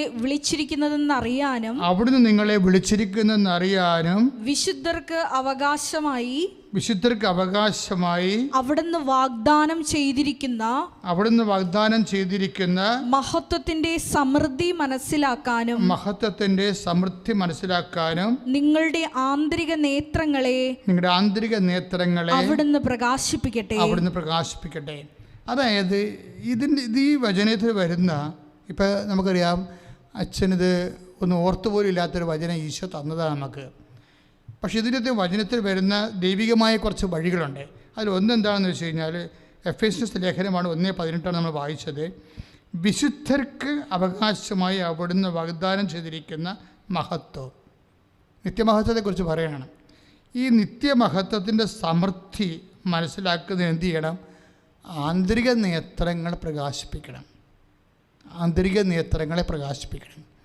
അപ്പോഴെന്താ ഇന്ന് പറയാൻ കാര്യം? ഈ ആന്തരിക നേത്രങ്ങൾ മനസ്സിലാക്കുമ്പോഴാണ് ഈ സഹനവും ആന്തരിക നേത്രങ്ങളും തമ്മിൽ കുറേ ബന്ധമുണ്ട്. നമ്മുടെ ഈ സബ്ജക്റ്റ് എന്താ? ശരിക്കും പറഞ്ഞാൽ നമ്മുടെ സബ്ജക്റ്റ് എന്താണ്? അതായത് ഉടമ്പടി, അത് വാഗ്ദാനത്തിൻ്റെ പ്രാർത്ഥനയാണ്. വാഗ്ദാനം എന്താണ്? ദൈവത്തിൻ്റെ എല്ലാ ദാനങ്ങളും വാഗ്ദാനത്തിൻ്റെ രീതിയിലാണ് ബൈബിളിൽ നിക്ഷേപിച്ചിരിക്കുന്നത്. ഈ വാഗ്ദാനത്തെ നമ്മളെന്താ ചെയ്യണത്? ഉടമ്പടി വഴി പ്രാപിക്കുകയാണ് ചെയ്യണത്. അപ്പോൾ പ്രാപിക്കുമ്പോൾ എന്താ സംഭവിക്കണത്? ഈ വാഗ്ദാനം പ്രാപിക്കാൻ എന്ത് വേണം? വാഗ്ദാനം പ്രാപിക്കാൻ കുറച്ച് കഷ്ടപ്പാടുകൾ കൂടി വേണം. വിശ്വാസം വേണം. വാഗ്ദാനം പ്രാപിക്കാൻ വിശ്വാസം വേണം. പിന്നെ എന്ത് വേണം? പ്രത്യാശ വേണം, ദൈവസ്നേഹം വേണം. പക്ഷേ ഇത് മൂന്നും പോരെ, ഇച്ചിരി കഷ്ടപ്പാട് കൂടി വേണം. പിടിയോ? ഇത് വളരെ ശ്രദ്ധിച്ച് ഉടമ്പടിയുടെ വിദ്യാർത്ഥികളെ, ഉടമ്പടി എടുത്തിരിക്കുന്നവർ, ഉടമ്പടി പഠിക്കാനുള്ളവർ ശ്രദ്ധിക്കണം. അതായത് വാഗ്ദാന രൂപത്തിലാണ് ദൈവം എല്ലാം ബൈബിളിൽ നിക്ഷേപിച്ചിരിക്കുന്നത്. ഉടമ്പടിയിൽ നമ്മൾ ഉടമ്പടി എടുക്കുമ്പോൾ വാഗ്ദാനം പ്രാപിക്കുകയാണ് ചെയ്യണത്.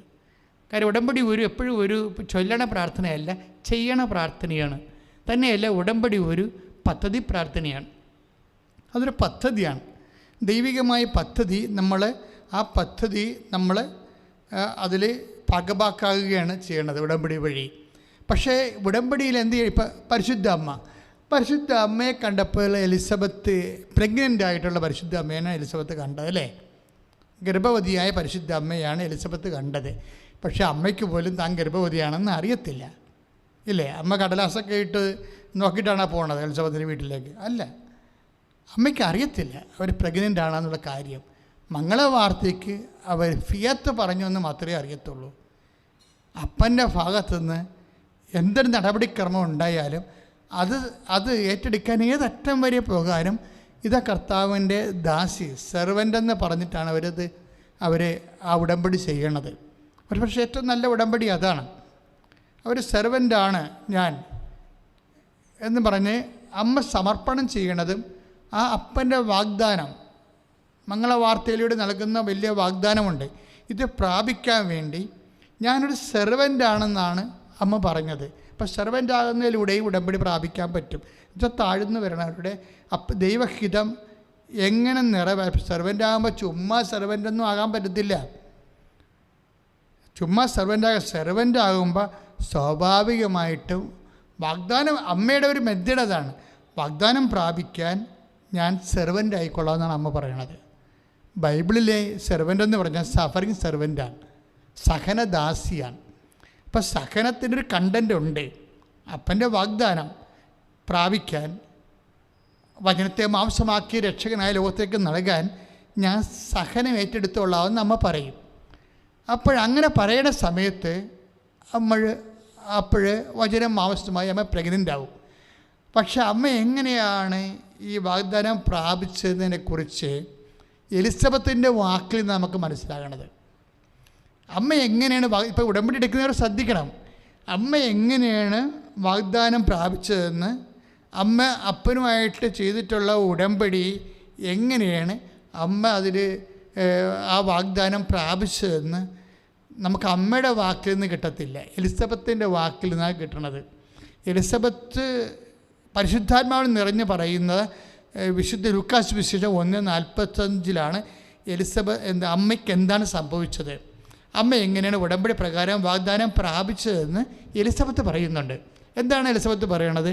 മേരി എന്ന് ഏറ്റു പറഞ്ഞേ, കർത്താവ് നിന്നോട് അരുളി ചെയ്ത കാര്യങ്ങൾ നിറവേറുമെന്ന് വിശ്വസിച്ച നീ ഭാഗ്യവതി. സി, ഇതാണ് വിഷയം. അമ്മ ഈ ഉടമ്പടി പ്രകാരം എങ്ങനെയാണ് വാഗ്ദാനം പ്രാപിച്ചതെന്ന് വിശുദ്ധ ലൂക്കാസ് സുവിശേഷം 1:45 പറയുന്നത്. എങ്ങനെയാണ്? എലിസബത്ത് പരിശുദ്ധാത്മാവിനാൽ നിറഞ്ഞു പറഞ്ഞു. എന്താണ് എലിസബത്ത് പറഞ്ഞത്? അഥവാ എലിസബത്തിലൂടെ പരിശുദ്ധാത്മാവ് എന്താണ് പറഞ്ഞത്? മേരി, എലിസബത്തിന് പരിശുദ്ധാത്മാവ് എന്താണ് എലിസബത്തിലൂടെ പറഞ്ഞത്? Mary, you are blessed. നീ എന്താണ്? ഭാഗ്യവതിയാണ്. എന്താണ്? ഈ ഉടമ്പടി ആണ് നമ്മളെ ഭാഗ്യമുള്ളവരാക്കണത്. അതാണ് പരിശുദ്ധാത്മാവ് പറയണത്. ഒരു വ്യക്തിയെ ഭാഗ്യമുള്ളതാക്കണത് ഉടമ്പടിയാണ്. എന്താണ്? നീ ഭാഗ്യവതിയാണ്. കാര്യം എന്താണ്? ദൈവം നിന്നോട് പറഞ്ഞ വാഗ്ദാനം, നീ ഒരു ഗർഭം ധരിച്ച് ഒരു പുത്രനെ പ്രസവിക്കുമെന്നുള്ള വാഗ്ദാനം നീ എന്ത് ചെയ്ത്? അത് നിറവേറിയെന്നല്ല, നിറവേറും. ഭാവിയാണ്, പ്രത്യാശയാണ്. അപ്പോൾ ഉടമ്പടിയിൽ അമ്മയ്ക്കുണ്ടായിരുന്നത് എന്താണ്? പ്രത്യാശ. അമ്മയ്ക്കുണ്ടായിരുന്നത് എന്താണ്? പ്രത്യാശ. പ്രത്യാശ എന്താണ് എന്ന് പറഞ്ഞാൽ ഉടമ്പടി പ്രകാരം അപ്പൻ്റെ വാഗ്ദാനം നിൻ്റെ ജീവിതത്തിൽ നിറവേറുമെന്ന് നീ വിശ്വസിച്ചു. അതാണ് സംഭവം. അപ്പോൾ 2 കാര്യങ്ങൾ അവിടെ ഉണ്ട്. എന്തൊക്കെ ഉണ്ട്? ഒന്ന്, പരിശുദ്ധ അമ്മയുടെ വിശ്വാസം. ഉടമ്പടി പാലിക്കാൻ, ഉടമ്പടി നിറവേറാൻ നമുക്ക് ആവശ്യമായത് എന്താണ്? ഒന്ന്, വിശ്വാസം. രണ്ടാമത്തേത് എന്താണ്? പ്രത്യാശ. രണ്ടാമത്തേത് എന്താണ്? പ്രത്യാശയാണ് വരണത്. അപ്പം നമ്മളൊന്ന് ശ്രദ്ധിക്കണം. ഉടമ്പടി എടുത്ത ഓരോ ആൾക്കാർക്ക് എന്താ വേണ്ടത്? ഒന്ന്, പ്രത്യാശ. രണ്ടാമത്തേത് എന്താണ്? വിശ്വാസം. അതായത് ഇപ്പോൾ റേച്ചലിൻ്റെ അമ്മയ്ക്ക് അവരുടെ മുടി തിരിച്ചു വരുമെന്നുള്ളത് വിശ്വാസമാണ്, അല്ലേ? അപ്പോൾ വിശ്വാസത്താണ് അവർ ഒന്നാമത്തെ. അത് എന്താ വിശ്വാസമാണെന്ന് പറയാൻ കാര്യം, അവർ ഒന്നാമത് ഉടമ്പടിയിൽ അത് എഴുതിയത് കൊണ്ടാണ്. അവർ 6ാമതാണ് എഴുതിയെങ്കിൽ ഒക്കട്ടെന്നായി പോയേരം. പല ആൾക്കാരുടെ ഉടമ്പടി ഉടക്കി കിടക്കേണ്ട കാര്യം ഈ ഒക്കട്ടെന്ന് പറഞ്ഞുകൊണ്ട് ദൈവത്തിൻ്റെ ശക്തിയിൽ അവിശ്വസിച്ചുകൊണ്ട് അവസാനത്തെ കാര്യം എഴുതിയതാണ് പണിയായി പോയിരിക്കുന്നത്. അതുകൊണ്ട് അവരെല്ലാം തിരിച്ചു വന്ന് ഉടമ്പടി പുതുക്കിയിട്ട് ഒരിക്കലും നടക്കാത്ത കാര്യം, എന്നാൽ നടന്നേ മുന്നോട്ട് പോകാൻ പറ്റാത്തുള്ള കാര്യം ആദ്യം എഴുതിയിട്ട് ദൈവത്തെ വിശ്വാസത്തിലെടുക്കണം.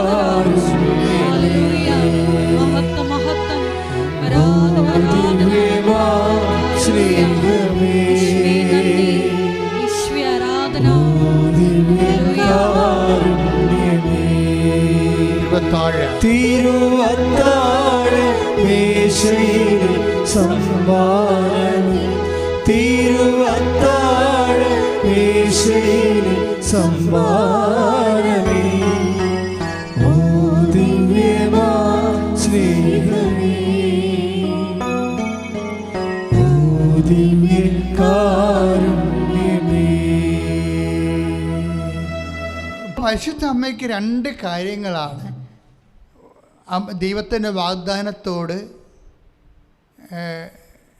അതാണ് നിയോഗമെന്ന് പറയുന്നത്, ഇല്ലേ? ഉടമ്പടിയുടെ നിയോഗം എന്താണ്? നീ ഗർഭം ധരിച്ച് ഒരു പുത്രനെ പ്രസവിക്കാം. അതാണ് നിയോഗം. ഉടമ്പടിയുടെ നിയോഗം. ആ നിയോഗത്തിന് ദൈവം ആവശ്യപ്പെടുന്നത് നിബന്ധന മറിയത്തിൻ്റെ പ്രത്യാശയാണെന്നുള്ളത് ദൈവം മാതാവിനോട് പറഞ്ഞിട്ടില്ല. പക്ഷെ പരിശുദ്ധാത്മാവ് പറഞ്ഞു. അവിടെയാണ് വിഷയം വന്നത്. ഉടമ്പടിക്ക് പരിശുദ്ധാത്മാവിന് ആവശ്യമാണ് നമുക്ക്. അല്ലാതെ ആലപ്പുഴ വരാൻ വണ്ടിക്കാശുണ്ടായാൽ മാത്രം വർക്കൗട്ട് ചെയ്യത്തില്ല. അതായത് മാതാവിൻ്റെ പ്രത്യുത്തരം എന്താണ്? എലിസബത്ത് പറയണത്, മേരി, കർത്താവ് നിന്നോട് അരുളി ചെയ്ത കാര്യങ്ങൾ നിറവേറുമെന്ന് നീ വിശ്വസിച്ചു. രണ്ടാമത്തെ എന്താണ്? നിറവേറുമെന്നാണ് വിശ്വസിച്ചത്. ഭാവി നടക്കാൻ പോണ കാര്യമാണ്. അതിനകത്ത് പ്രത്യാശയുണ്ട്. ഒരേ സമയം ഉടമ്പടിക്ക് നമുക്ക് വരുന്നിരിക്കുന്ന നിബന്ധന വിശ്വാസവും പ്രത്യാശയുമാണ്. ഈ വിശ്വാസവും പ്രത്യാശയും എന്ന് പറയുമ്പോൾ ഇപ്പം എന്താണ് ചെയ്യണത്? ഇപ്പോൾ അവരുടെ പേരെന്നാ നമ്മൾ കണ്ടത് ഷെർലി അല്ലേ? ഷെർലി പട്ടിയൂർക്കാവിൽ എന്താ ചെയ്യണം? അവർ ഈ മകൻ രണ്ടാം ഇൻ്റർവ്യൂവിന് പോകുമ്പോൾ ഉടമ്പടി ചെയ്തതിന് ശേഷം ഉടമ്പടി കാശ് രൂപ അവർ പോക്കറ്റിലിട്ട് കൊടുക്കും. എന്നിട്ടെന്താ പറയണത്? മകനെ, നീ രണ്ടാമത്തെ കമ്പനി ഇൻ്റർവ്യൂവിൽ സ്കൂളിൻ്റെ ഇൻ്റർവ്യൂവിൽ നീ ജയിക്കും. അതെന്താണ്? ഷെർലിയുടെ പ്രത്യാശയാണ്, വിശ്വാസമുണ്ട് അതിൻ്റെ അകത്ത് അല്ലേ? എന്താ കാര്യം വെച്ച് കഴിഞ്ഞാൽ ഈ എപ്പോഴും പഴയ ഉടമ്പടി എല്ലാം ചെയ്യണത് ആദ്യം ഒരു സ്തംഭം നാട്ടും, പിന്നെ അവർ ഉടമ്പടി ചെയ്യും, പിന്നെ അവർ ഭക്ഷണം കഴിക്കും. ഇതെല്ലാം സ്ഥിരീകരണത്തിൻ്റെ ഒരു ഇതാണ്. മരിയൻ ഉടമ്പടി നമ്മൾ സ്തംഭം നാട്ടുന്നതിന് പകരം നമ്മളെ കൊടുക്കുന്നത് ഉടമ്പടി കാശുരുവാണ് കൊടുക്കുന്നത്. ഉടമ്പടി കാശ് എന്ന് സ്തംഭം നാട്ടണം എന്താണ്? പഴയ നിയമത്തിൽ കല്ലെടുത്ത് വെക്കും. ഉടമ്പടി ചെയ്ത് കഴിഞ്ഞാൽ ഒരു കല്ലെടുത്ത് വെക്കും, ഒരു കരിങ്കല്ല്. എന്നിട്ട് അതിന്മേൽ ഉടമ്പടി തൈലം ഒഴിക്കും. അപ്പോഴാണ് അത് ഓർമ്മക്കല്ലാണ്, സ്മാരകശില. അപ്പോൾ ഈ സ്മാരകശിലയുടെ ഉടമ്പടിയിൽ നിന്ന് നമുക്ക് കുറേ സംഭവങ്ങൾ മരിയൻ ഉടമ്പടിയിലുണ്ട്. ഉടമ്പടി തൈലം ഒരു സ്മാരകശിലയാണ്. പിന്നെ ഉടമ്പടി പത്രിക, പിന്നെ ഉടമ്പടി കാശുരൂപം, ഇങ്ങനെ കുറേ സ്മാരകശിലകളുണ്ട്. പക്ഷേ എന്താ സംഭവം?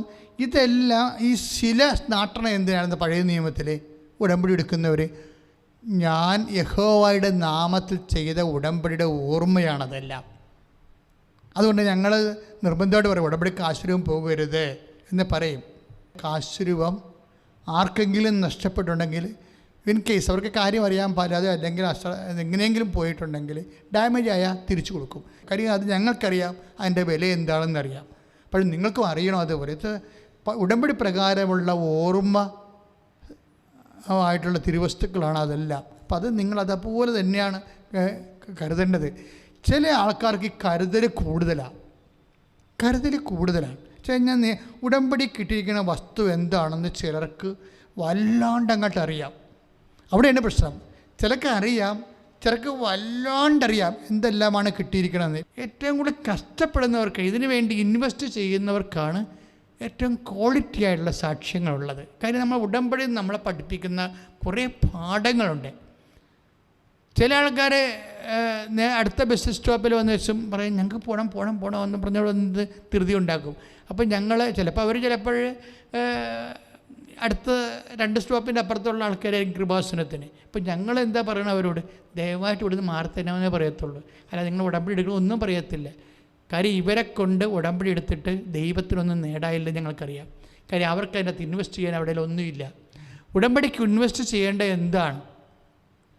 ഉടമ്പടിയിൽ ഇൻവെസ്റ്റ് ചെയ്യണം. ഇപ്പോൾ സാക്ഷി വിട്ടിട്ടുണ്ട്, ചേർത്തലയിലുള്ള സാക്ഷിയാണ്, ആലപ്പുഴത്തെ സാക്ഷിയാണ്. അതിടാൻ കാര്യം എന്ന് വെച്ച് കഴിഞ്ഞാൽ വർഗീസ് എന്ന ആളാണ് സാക്ഷ്യം പറഞ്ഞിരിക്കുന്നത്. എന്താണ് പ്രശ്നം വെച്ച് കഴിഞ്ഞാൽ 40 വർഷമായിട്ട് അദ്ദേഹത്തിന് വഴിയില്ല, പുറത്തേക്ക് പോകാൻ വഴിയില്ല. ഇതിൻ്റെ അകത്ത് വരുന്ന വിഷയം എന്ന് പറയണത് ഇദ്ദേഹത്തിൻ്റെ 9 വീട്ടുകാരും ഉണ്ട് അടുത്ത്. അവർ വെള്ളത്തിലൂടെയാണ് പോകുന്നത്. അപ്പം ഞാൻ ഓർത്തു ഒട്ടൊപ്പം വെള്ളത്തിലാണ് പോകുന്നത്. ഇപ്പം എല്ലാ മാസവും തന്നെ ഇത് ആവശ്യമുണ്ട്. അതായത് തണ്ണീർമുക്കം കായലിൽ കൂടെ ഉപ്പുവെള്ളം കയറി വരുമ്പോൾ ഇവിടെ വീടിൻ്റെ വകെ കയറും. തണ്ണീർമുക്കം കായലിലൂടെ അദ്ദേഹം അത് പ്രത്യേകം പറയുന്നുണ്ട്, തണ്ണീർമുക്കം കായലിലൂടെ ഉപ്പ് കയറി വരുമെന്ന്. ഉപ്പുവെള്ളം കയറി വരുമ്പോൾ അത് കായലും പൊങ്ങിയിട്ട് ഇവരുടെ വീട്ടുവഴികളിലൂടെയാണ് ഈ ഉപ്പ് വെള്ളം കയറുമ്പോൾ മുട്ടപ്പം വെള്ളം എന്നാണ് പറയണത്. എന്നിട്ട് എങ്ങനെ 12 മാസവും വെള്ളം, അല്ലാതെ വർഷകാലത്ത് മാത്രമല്ല, വർഷകാലത്തും വേനൽക്കാലത്തും വെള്ളം, 12 മാസവും വെള്ളം, 40 വർഷമായിട്ട് വഴിയില്ല. ഇത് ക്യാപിറ്റൽ പ്രശ്നമാണിത്. എന്നിട്ട് ഈ വർഗീസ് ഒന്ന് ഉടമ്പടി ചെയ്യും, അമ്മ എനിക്ക് വഴിയില്ല, ഞാൻ മുട്ടപ്പം നീന്തിയാണ് 12 മാസവും ജീവിക്കണത്, എനിക്കൊരു സമാധാനം ഉണ്ടാക്കി തന്നെ. കാര്യം എന്താ വെച്ച് കഴിഞ്ഞാൽ ആ വഴിയിൽ അവർക്കുള്ള വഴിയുടെ അവിടെ കേസിൽ കിടക്കണതാണ് സംഭവം. കേസിൽ കിടക്കണ കാരണമാണ് അവർക്ക് വഴി കിട്ടാത്തതിൻ്റെ പ്രധാനപ്പെട്ട കാര്യം. ഇപ്പം കേസ് മാറാൻ വേണ്ടിയാണ് പ്രാർത്ഥിക്കുന്നത്. പക്ഷേ ഈ വർഗീസിൻ്റെയൊക്കെ കുറേ പേയ്മെൻറ്റ് അമ്മ ചോദിക്കുന്നുണ്ട്. എന്ന് വെച്ചാൽ മകനെ ഇത് ചെയ്തു തരാം, ആദ്യം നീ വിശ്വാസം പ്രഖ്യാപിക്കാൻ പറയും. അപ്പോൾ വർഗീസ് എന്താ ചെയ്യണമെന്ന് വെച്ച് കഴിഞ്ഞാൽ വിശ്വാസം പ്രഖ്യാപിക്കും. ഉടമ്പടിയുടെ ഒരു സംഭവമാണല്ല, വിശ്വാസം പ്രഖ്യാപിക്കണം, പ്രത്യാശയോടുകൂടി വിശ്വാസം പ്രഖ്യാപിക്കണം. അതാ ലൂക്ക 1:45. വർഗീസ് എന്താ ചെയ്യണമെന്ന് വെച്ച് കഴിഞ്ഞാൽ ഉടമ്പടി ഉപ്പ് കൊണ്ടുപോയിട്ട് ഈ മുട്ടപ്പം വെള്ളത്തിൽ വിതറും. നിങ്ങൾ ആ സാക്ഷ്യം ഒന്ന് കേൾക്കണം, എങ്ങനെയാണ് വിശ്വാസം പ്രഖ്യാപിക്കണമെന്ന്. ഉടമ്പടി ഉപ്പ് കൊണ്ടുപോയതിന് ശേഷം മുട്ടപ്പം വെള്ളത്തിൽ നിൽക്കുന്ന വഴി, ഇല്ലാത്ത വഴിയിൽ, വെള്ളം കെട്ടി നിൽക്കുന്ന വഴിയിൽ, കിട്ടാത്ത വഴിയിൽ, കേസായ വഴിയിൽ കൊണ്ടുപോയി ഈ ഉപ്പ് വിതറും. എന്താണ്? എൻ്റെ അമ്മ ഈ വഴി എനിക്ക് തരും എന്ന് പറഞ്ഞാണ് വിശ്വസിക്കണത്. വിശ്വസിച്ചവരാണ്. അത് വിശ്വസിച്ചത് മാത്രം കാര്യമില്ല, അത് പ്രഖ്യാപിക്കണം. വിശ്വാസം എപ്പോഴും ചെയ്യേണ്ടത് എന്താണ്? പ്രഖ്യാപിക്കണം. ഇപ്പോൾ ഉടമ്പടി തൈലം തേക്കണത് എന്താണ്? അത് പ്രഖ്യാപനമാണ്. വിശ്വാസം എപ്പോഴും പ്രഖ്യാപിക്കാനുള്ളതാണ്. അപ്പോഴവരുടെ കയ്യിൽ അവിടെ ആ വെള്ളത്തിലിടാൻ പറ്റിയ സാധനം വർഗീസ് നോക്കിയിട്ട് ഉടമ്പടി ഉപ്പാണ്. ഉടമ്പടി കൊണ്ട് ഉപ്പ് കൊണ്ട് വിശ്വാസപ്രമാണം ചെയ്തിട്ട് കർത്താവ് ഈ വഴി തരാൻ വേണ്ടി ആ വഴിയിൽ വെള്ളത്തിലിടും. വെള്ളത്തിലിട്ടിട്ട് ഒരു കൊല്ലമാകും. ഒരു കൊല്ലമാകുമ്പോൾ വർഗീസ് അമ്മയെടുത്ത് വരും. അമ്മയെടുത്ത് വന്ന് വെച്ചാൽ അമ്മയോട് പറയും, അമ്മേ, ഒരു കൊല്ലമായി ഉടമ്പടി ചെയ്തിട്ട് ഇതുവരെക്കും വഴി കിട്ടിയില്ല. അത് ആ അമ്മയോട് പറയുന്ന ഒരു രീതിയുണ്ട്. അതായത് ഒരു സ്നേഹം അതിൻ്റെ അകത്തുണ്ട്. ഇതാണ് വിഷയം. കാര്യം വിശ്വാസവും പ്രത്യാശയും മാത്രം പോരാ, ഒരു സ്നേഹത്തിൻ്റെ കണ്ടൻറ്റ് വേണ്ട അതിൻ്റെ അകത്ത്. കാര്യം ഉടമ്പടി സാങ്കേതികമായിട്ട് സംഭവിക്കുന്ന ഒരു കെമിക്കൽ ഫോർമുല അല്ല. ദൈവത്തിൻ്റെ ഇടപെടൽ ഉറപ്പ് വരുത്തണമെങ്കിൽ നമ്മുടെ ഭാഗത്തുനിന്ന് ദൈവസ്നേഹം ഉണ്ടാകണം.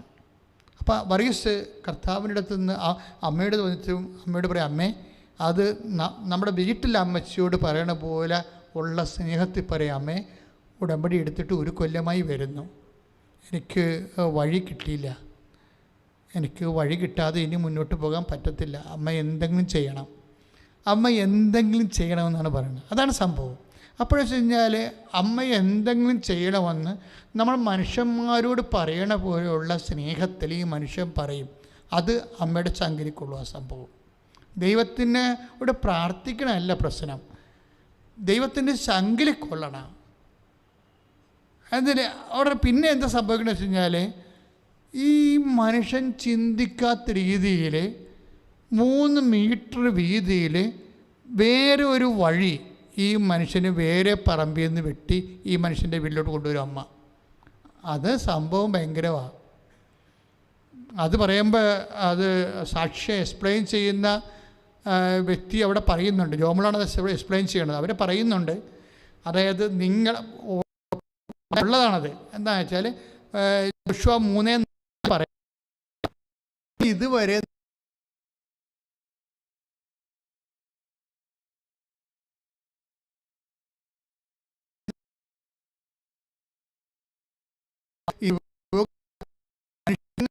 ആവശ്യമാണ് എൻ്റെ സ്വർഗസ്ഥനായ പിതാവ് അറിയുന്നെന്ന് പറഞ്ഞില്ലേ? അതുപോലെ മനുഷ്യന് ആവശ്യമായതെല്ലാം വാഗ്ദാനത്തിലുള്ളതാണ്. അതാണ് ലൂക്ക 6, മത്തായി ശ്ലീഹ 6:32-33.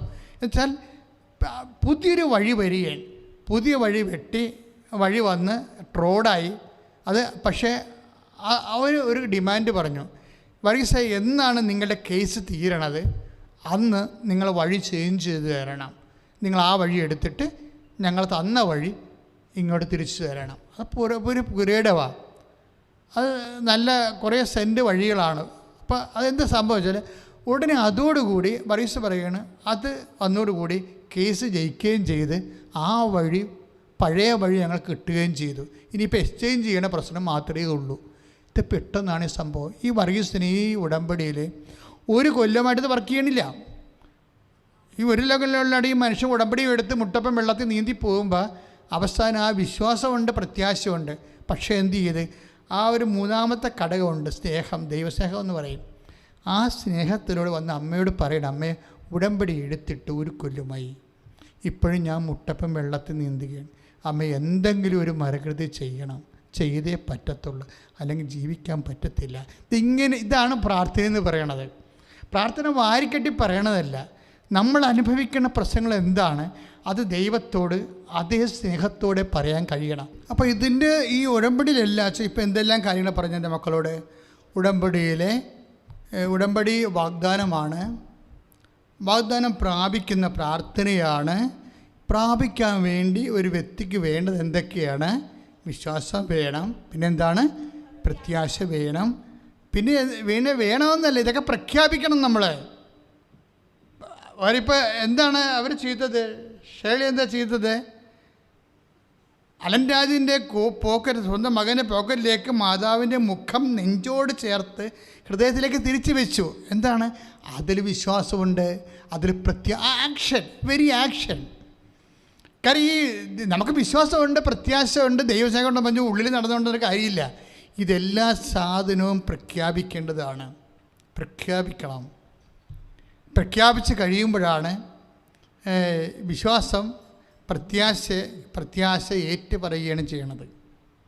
പ്രത്യാശ ഏറ്റുപറയുകയാണ് ചെയ്യണത്. വിശ്വാസം പ്രഖ്യാപിക്കും, സ്നേഹം പ്രകടിപ്പിക്കും. ഇങ്ങനെ 3 പ്രോസസ്സിലാണ് ഇത് വർക്ക് ചെയ്യണം. വിശ്വാസം പ്രഖ്യാപിക്കും. അപ്പോൾ ഉപ്പ് കൊണ്ട് ആ വെള്ളത്തിലിടുമ്പോൾ വിശ്വാസം പ്രഖ്യാപിക്കണം. പക്ഷേ എന്താ ചെയ്യണമെന്ന് വെച്ചാൽ അതിൻ്റെ തന്നെ ഒരു പ്രത്യാശ ഏറ്റുപറയുന്ന ഒരു വിഷയമുണ്ട്. ഒരു പ്രത്യാശ ഏറ്റുപറയും. പിന്നെ എന്താണ്? വന്ന് പ്രാർത്ഥിക്കുമ്പോൾ സ്നേഹത്തോടെ പ്രാർത്ഥിക്കും. അപ്പം അത് തന്നെയാണ് ഷേളി ചെയ്തത്. മകൻ്റെ നെഞ്ചിൽ കാശുരൂപം അവൻ്റെ പോക്കറ്റിലിട്ട് മാതാവിൻ്റെ മുഖം അവൻ്റെ നെഞ്ചിനോട് ചേർത്ത് വെക്കുമ്പോൾ ആ ഒരു ബന്ധമുണ്ട്. ഈശോ പറഞ്ഞ ഒരു ബന്ധമാണത്. ഈശോ എന്താ പറഞ്ഞത്? നിങ്ങൾ എൻ്റെ വചനം നിങ്ങൾ നിലനിൽക്കണം. അപ്പോൾ എന്നാ സംഭവിക്കണത്? നിങ്ങൾക്കിഷ്ടമുള്ളത് ചോദിക്കാം. അത് നിലനിൽക്കണേ എങ്ങനെയാണ്? സ്നേഹത്തിലാണിത് സംഭവം നിലനിൽക്കുന്നത് വചനം. കാരണം സ്നേഹമില്ലെങ്കിൽ ഈ വചനം നിലനിൽക്കത്തില്ല. വചനം ഉണ്ടാകും, നിലനിൽക്കത്തില്ല. ഇപ്പോൾ 15:7 ഈ യോഹന്നാൻ്റെ സുവിശേഷമില്ലേ? യോഹന്നാൻ്റെ 15:7 ശ്രുതികട്ടെ ഹല്ലേലൂയ ഹല്ലേലൂയ ഹല്ലേലൂയ ഹല്ലേലൂയ ഹല്ലേലൂയ. യേശുവേ ആരാധന. ഹല്ലേലൂയ. നിങ്ങൾ എന്നെ വസിക്കുകയും എൻ്റെ വാക്കുകൾ നിങ്ങളിൽ നിലനിൽക്കുകയും ചെയ്യുന്നെങ്കിൽ ഇഷ്ടമുള്ളത് ചോദിച്ചുകൊള്ളുക, നിങ്ങൾക്ക് ലഭിക്കും. അതെന്ത്? അപ്പോൾ ഈശോ എന്താ പറയണത്? നമുക്കിഷ്ടമുള്ളത് ചോദിക്കാം. അതായത് ഇന്ന കാര്യങ്ങളെന്നല്ല. അതായത് അത് നമുക്ക് എന്താണ് അവിടെ ഒരു വിഷയം വന്നിരിക്കുന്നത്? അതായത് വേറെ ഒരു സാക്ഷ്യം, ഷൈനി ബെന്നി യുടെ സാക്ഷ്യം തൊടുപുഴ. ഷൈനി ബെന്നിയുടെ സാക്ഷി ആഴ്ചയിലുള്ളതായിരുന്നു. അത് സാക്ഷ്യം ഇതാണ്. അവർ ഉടമ്പടി ധ്യാനം യൂട്യൂബിൽ കൂടിക്കൊണ്ടിരിക്കുകയാണ്. അപ്പോൾ യൂട്യൂബിൽ ഉടമ്പടി ധ്യാനം കൂടിക്കൊണ്ടിരിക്കുകയാണ്. അവർ ഉടമ്പടി എടുത്ത് കഴിഞ്ഞിട്ട് അവർ ആ വചനത്തിൽ നിലനിൽക്കുക. അവർ പറയുന്നത് 10 കൊല്ലമായിട്ട് ഞങ്ങളുടെ കുടുംബത്തിൽ കുടുംബ പ്രാർത്ഥന എന്ന് പറഞ്ഞ സംഭവമില്ല. 10 കൊല്ലമേ. ഞാൻ ഞെട്ടിപ്പോയി. അതായത് പ്രത്യേക സാഹചര്യത്തിൽ, അതായത് ഒരിക്കൽ കുടുംബ പ്രാർത്ഥന അല്ലെങ്കിൽ ഞായറാഴ്ച കുർബാനയൊക്കെ മുടങ്ങിയാൽ അത് വീണ്ടും വീണ്ടും മുടങ്ങാനുള്ള സാധ്യത കൂടിക്കൊണ്ടേയിരിക്കും. അതെന്താ കാരണം? അതെന്താ കാര്യം? ഹാർട്ട് അറ്റാക്ക് വരുന്നവർക്ക് ഇടയ്ക്കൊക്കെ പിന്നെയും വരാൻ സാധ്യതയുണ്ട്. ഇതുപോലെ തന്നെ എന്തെങ്കിലും രോഗത്ത് നമ്മൾ ചെന്ന് പെട്ടാൽ, പ്രഷർ വേരിയേഷനിൽ വന്നു കഴിഞ്ഞാൽ അത് കറക്റ്റ് ചെയ്ത് നിന്നില്ലെങ്കിൽ അതിൻ്റേതായിട്ടുള്ള ബുദ്ധിമുട്ടുണ്ടാവും. ഇതുപോലെ കുടുംബ പ്രാർത്ഥന പോയാൽ ആ കുടുംബത്തിൻ്റെ ആത്മീയ പ്രഷർ വേരിയേഷൻ വന്നു. പിന്നെ എന്താണ്? നമ്മൾ എത്ര എമർജൻസി ആയിട്ട് നമ്മളത് നോർമലാക്കണം. അല്ലാതെ എപ്പോഴെങ്കിലും കുടുംബ പ്രാർത്ഥന ചെല്ലാഞ്ഞിട്ട് പിന്നെ എല്ലാ ലോകത്തുള്ള ആൾക്കാരെല്ലാം കുടുംബ പ്രാർത്ഥന ചൊല്ലിയിട്ടാണ് ജീവിക്കണത് എന്ന് പറഞ്ഞാൽ നിൻ്റെ കാര്യത്തിൽ അപ്പം തീരുമാനമാകും. കാര്യം അതിൻ്റെ അകത്ത് വെച്ചാൽ ഞാൻ പണ്ടേ നിങ്ങൾ പറഞ്ഞിട്ടുണ്ട്, ചതഞ്ഞു പോയി ഞാൻ വീട്ടിൽ കുടിക്കാൻ നിൽക്കരുതെന്ന്. അത് കർത്താവ് പറഞ്ഞതാണ്. ശരിക്കും പറഞ്ഞാൽ മനുഷ്യൻ്റെ ഉള്ളിൽ ഉടനെ നെഗറ്റീവാണ് കയറി വരണത്. കാര്യം ആത്മീയമായിട്ട് ജീവിക്കാൻ വലിയ പാടാണ്. അതിന് വില കൊടുക്കണം. എന്താ കാര്യം വെച്ചാൽ നമ്മൾ വിലക്ക് വാങ്ങിയ ആൾക്കാരായത് കാരണം തന്നെ ദൈവത്തിന് മുതൽ മുടക്കുണ്ട്. അപ്പോൾ ദൈവത്തെ കൂടെ നിർത്താൻ നമുക്ക് മുതൽ മുടക്കുണ്ടാകും. ശ്രുതികട ഹല്ലേലൂയ.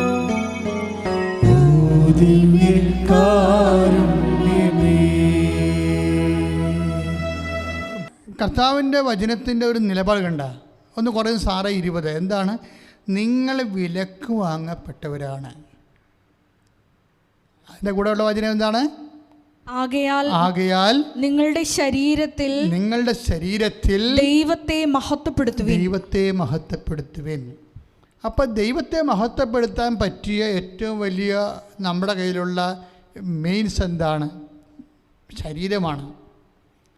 രോഗമായാലും ക്ഷീണമായാലും മറ്റു തരത്തിലുള്ള വിഷമമായാലും ഇതെല്ലാം ശരീരത്തിൽ മഹത്വപ്പെടുത്താൻ നമുക്ക് കിട്ടുന്ന ഒരു അവസരമാണിത്. അല്ല, ഈശോ എനിക്ക് പനിയാണല്ലോ, ഈശോ എനിക്ക് കോവിഡാണല്ലോ, അങ്ങനെയല്ല. ഇൻ കേസ് കോവിഡ് ആണെങ്കിലും ഒമിക്രോൺ ആണെങ്കിലും വിശ്വാസിയെ സംബന്ധിച്ചിടത്തോളം ഇത് വെച്ച് എങ്ങനെ ശരീരത്തിൽ ദൈവത്തെ മഹത്വപ്പെടുത്താം എന്ന് വെച്ച് കഴിഞ്ഞാൽ അർത്ഥം എന്താണ്? ദൈവത്തിൻ്റെ കർത്താവിൻ്റെ പീഡാനുഭവങ്ങളെ നമ്മുടെ ശരീരത്തിൽ പ്രഖ്യാപിക്കാം. യേശുക്രിസ്തുവിൻ്റെ പീഡാനുഭവങ്ങൾ വരുന്ന പോരായ്മ ഞാൻ എൻ്റെ ശരീരത്തിൽ സംവഹിക്കണോ? Praise the Lord. കൊളോസ്യസ് 1:24. നിങ്ങളെ പ്രതിയുള്ള പീഡകളിൽ ഞാൻ സന്തോഷിക്കുന്നു. സഭയാകുന്ന തന്റെ ശരീരത്തെ പ്രതി ക്രിസ്തുവിന് സഹിക്കേണ്ടി വന്ന പീഡകളുടെ കുറവ് എന്റെ ശരീരത്തിൽ ഞാൻ നികത്തുന്നു. Price the Lord. ഇത് പൗലോസ് അപ്പോസ്തലനെ ദൈവസ്നേഹം നിറഞ്ഞപ്പോൾ തൻ്റെ പീഡാനുഭവങ്ങളെക്കുറിച്ച് ദൈവത്തിൻ്റെ ഒരു ഉൾക്കാഴ്ച, ആ രഹസ്യം കൊടുത്തതാണത്. അദ്ദേഹത്തിന് മാത്രമാണ് രഹസ്യം കൊടുത്തത്. കാരണം അദ്ദേഹം ചോദിച്ചു കാണും, ഞാൻ ഇത്രയും കഷ്ടപ്പെട്ട 3 പ്രേക്ഷിത യാത്രയൊക്കെ ചെയ്തല്ല, കള്ളന്മാരുടെ കയ്യിൽ അകപ്പെട്ടില്ല, എൻ്റെ കപ്പലിന് തന്നെയാണല്ലോ അപകടം ഉണ്ടായത്. ഞാൻ നഗ്നനായിട്ട് പുതപ്പും ബൈബിളും നഷ്ടപ്പെട്ടിട്ട് ഞാൻ നഗ്നനായിട്ട് ഒഴുകി നടന്നില്ല. എന്താണ് അപ്പോസ്തലനായിട്ട് പോലും എനിക്ക് എന്താ ഇങ്ങനെ സംഭവിച്ചതെന്ന് ചോദിച്ചു കാണും പുള്ളിക്കാരി. അതിനെക്കുറിച്ച് പുള്ളി ഒരു യഹൂദിൽ നിന്ന് പെട്ടെന്ന് ജ്ഞാനസ്നാനപ്പെട്ട ഒരാളാണല്ലോ. അപ്പോൾ ചോദ്യങ്ങൾ കൂടിക്കൊണ്ടിരിക്കും. അപ്പോൾ അദ്ദേഹത്തോട് പരിശുദ്ധാത്മാവ് പറഞ്ഞു, ഇതെല്ലാം ശരീരത്തിലാണ് നീ സഹിച്ചിരിക്കുന്നത്. ഈ ക്രിസ്തുവിൻ ശരീരത്തിലാണ് സഹിച്ചത്. എന്താണ്? ശരീരം ദൈവത്തെ മഹത്വപ്പെടുത്താൻ വേണ്ടിയുള്ളതാണ്.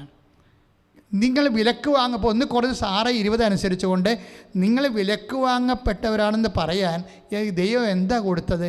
ക്രിസ്തുവിൻ്റെ ശരീരമാണ് കൊടുത്തത്. അത് ആ ക്രിസ്തുവിൻ്റെ ശരീരം കൊടുത്തതെന്ന് വെച്ചാൽ ക്രിസ്തുവിൻ്റെ പങ്കപ്പാടുകളുടെ പീഡാനുഭവങ്ങൾ, നമുക്ക് വേണ്ടി സഹിച്ച പീഡാനുഭവങ്ങൾ, നിത്യതയ്ക്ക് വേണ്ടി നമ്മളെ വീണ്ടെടുത്തത് കർത്താവിൻ്റെ പീഡാനുഭവങ്ങളെ കൊടുത്തിട്ടാണ്. അപ്പം അതുകൊണ്ടാണ് അതാണ് പൗലോസ് പറയണത്, നിങ്ങൾ വിലക്ക് വാങ്ങപ്പെട്ടവരാണെന്ന് പറയണത്. ഇതുകൊണ്ട് എന്താണ് കുഴപ്പമെന്ന് വെച്ച് കഴിഞ്ഞാൽ, അല്ലെങ്കിൽ ഇതുകൊണ്ട് എന്താണ് ഗുണമെന്ന് വെച്ച് കഴിഞ്ഞാൽ, നമ്മൾ വിലക്ക് വാങ്ങപ്പെട്ടവരായത് കാരണം നിത്യത അസൈൻ ചെയ്തിട്ടുണ്ടെങ്കിൽ, ഇല്ലെങ്കിൽ പോട്ടെ, പട്ടിയെപ്പോലെ ജീവിക്കാം, ഒരു കുഴപ്പമില്ല. എത്ര പേര് അങ്ങനെ ജീവിക്കുന്നു. ഇപ്പോൾ ഹോമോസെക്സ്വാലിറ്റി ആയാലും അല്ലേ, ഒരു വലിയ കുഴപ്പമുണ്ട്. അവർ സഭയിൽ തന്നെ ഹോമോസെക്സിനെ അംഗീകരിക്കണമെന്ന് പറയുന്ന ആൾക്കാരുണ്ട്. ശാസ്ത്രീയമായിട്ട് STPയുടെ പ്രശ്നമൊക്കെ പറയുന്ന ആൾക്കാരുണ്ട്. STP അതിൻ്റെ അകത്ത് കൂടുതൽ ആൾക്കാരുണ്ടാവും, അവരാണ് ഹോമോസെക്സ് ടെൻഡൻസി കാണിക്കുന്നത് എന്നൊക്കെ പറയുന്നുണ്ട്. ഇങ്ങനെ എന്തെല്ലാം ശാസ്ത്രീയമാണെന്ന് പറഞ്ഞാലും കുറേ കാര്യങ്ങൾ കർത്താവിൻ്റെ വചനത്തിൽ എന്താണ് അത് മാത്രമേ നമ്മൾ ഫോളോ ചെയ്യത്തുള്ളൂ. എന്താ കാര്യം? ദൈവത്തെ അംഗീകരിക്കേണ്ടത് പോരായ്മയായി കരുതിയത് കൊണ്ട് അധമവികാരങ്ങൾക്ക് അവരെ ഏൽപ്പിച്ചു കൊടുത്തു. അതാണ് പ്രശ്നം. അപ്പോൾ വികാരങ്ങൾ പലതുണ്ടാകുകയും അങ്ങനെ പല വികാരങ്ങളും ഉണ്ടാകും മനുഷ്യന്. അതെല്ലാം മനുഷ്യൻ്റെ വികാരങ്ങളാണെന്ന് പറഞ്ഞു കഴിഞ്ഞാൽ കുഴപ്പമുണ്ടാവും ഇല്ലേ? അമ്മ ഏതാണ് പെങ്ങളന്മാരേതാണെന്ന് അറിയാൻ പറ്റാതെ വരും. അത് പട്ടിയും പൂച്ചയൊക്കെ അങ്ങനെയല്ലേ, അമ്മയും പെങ്ങളും അറിയത്തില്ലല്ലോ അതിനൊക്കെ. അപ്പം അതൊക്കെ സംസ്കാരത്തിൻ്റെ മുഖമുദ്രയായിട്ട് കെട്ടിയെഴുന്നള്ളിക്കേണ്ട കാര്യമില്ല. ദൈവത്തെ അംഗീകരിക്കാത്തവരും യുക്തിയെ മാത്രം അടിസ്ഥാനപ്പെടുത്തുന്നവരും അങ്ങനെ പല വേഷങ്ങളും കെട്ടുന്നത്. We are not ready to follow it and we are not liable to follow it. അത് വിശ്വാസി മനസ്സിലാക്കണം. ശ്രുതിക്കട്ടെ ഹല്ലേലൂയ ഹല്ലേലൂയ ഹല്ലേലൂയ ഹല്ലേലൂയ യേശുവേ ആരാധന ആരാധന ഹല്ലേലൂയ ഹല്ലേലൂയ ഹല്ലേലൂയ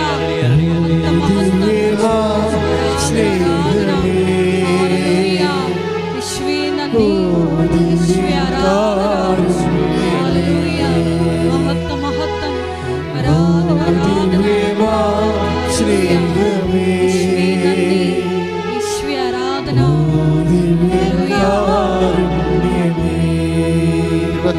തിരുവത്താഴ മേശയിൽ സമ്മാനം തിരുവത്താഴ മേശയിലെ സംഭാരമേ, ഓ ദിവ്യമാ സ്നേഹമേ,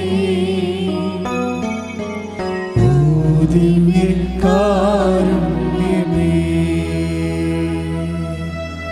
അപ്പോൾ നമ്മൾ വിലക്ക് വാങ്ങപ്പെട്ടൊരാളെന്ന് പറയുമ്പോൾ നിത്യത അസഹ്യം ചെയ്തിരിക്കുന്ന ആൾക്കാരെ എന്ന് വെച്ചാൽ ഈ ജീവിതത്തിനപ്പുറത്ത് വേറൊരു ജീവിതം, നിത്യമായൊരു ജീവിതത്തിന് വേണ്ടി വിളിക്കപ്പെട്ടിരിക്കുന്ന അതിൻ്റെ പേയ്മെൻറ്റ് ദൈവം ചോദിക്കും. എന്താ കാര്യം? നമ്മൾ വിലക്ക് വാങ്ങപ്പെട്ടവരാണ്. നമ്മളുടെ വില കൊടുത്തത് ആരാണ്? കർത്താവ് തന്നെ അവൻ്റെ ശരീരത്തിൽ സഹിച്ചുകൊണ്ടാണ് പാപത്തിന് പരിഹാരം ചെയ്ത് അവൻ വില കൊടുത്തത്.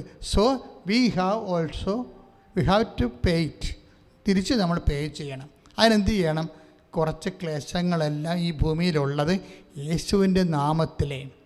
നമ്മൾ നേരത്തെ കണ്ട കൊളോസ്യസ് 1:24 അനുസരിച്ച് കൊണ്ട് ക്രിസ്തുവിൻ്റെ പീഡാനുഭവങ്ങളുടെ കാലികമായ പോരായ്മ, പൗലോസ് അപ്പോസ്തലൻ അവിടെ എവിടെയോ ഒക്കെ അന്നത്തെ കാലത്തെ ഒരു ചിന്താപരിമിതി അനുസരിച്ചാണ് അദ്ദേഹം ആ വിഷയത്തെ വീക്ഷിച്ചിരിക്കുന്നത്. ക്രിസ്തു എന്ന് പറഞ്ഞാൽ എന്താ കാര്യം? ക്രിസ്തുവിൻ്റെ പീഡാനുഭവങ്ങൾ പോരായ്മ ഒന്നുമില്ല. പക്ഷേ എന്താ പ്രശ്നം വെച്ച് കഴിഞ്ഞാൽ ക്രിസ്തു, പൗലോസ് അപ്പോസ്തലൻ പത്രോസ് പറയുന്നുണ്ട്, ക്രിസ്തു എന്നും നിലനിൽക്കുന്നുവെന്ന്. ശ്രുതികട്ടെ ഹല്ലേലൂയ ഹല്ലേലൂയ ഹല്ലേലൂയ ഹല്ലേലൂയ. യേശുവേ ആരാധന ആരാധന. ഹല്ലേലൂയ ഹല്ലേലൂയ ദിവ്യമാ സ്നേഹമേ, യേശുവേ നന്ദി, യേശുവേ ആരാധന, ഹല്ലേലൂയ മഹത്വം മഹത്വം ആരാധന ദിവ്യമാ സ്നേഹമേ, യേശുവേ ആരാധന.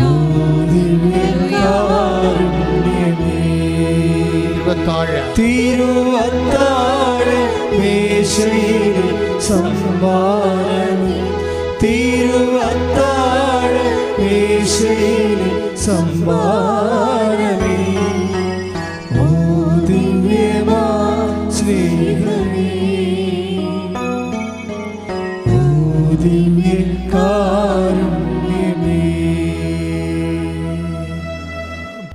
യോഹന്നാൻ 12:34. ക്രിസ്തു എന്നേക്കും നിലനിൽക്കുന്നു എന്നാണല്ലോ നിയമത്തിൽ ഞങ്ങൾ കേട്ടിട്ടുള്ളത്.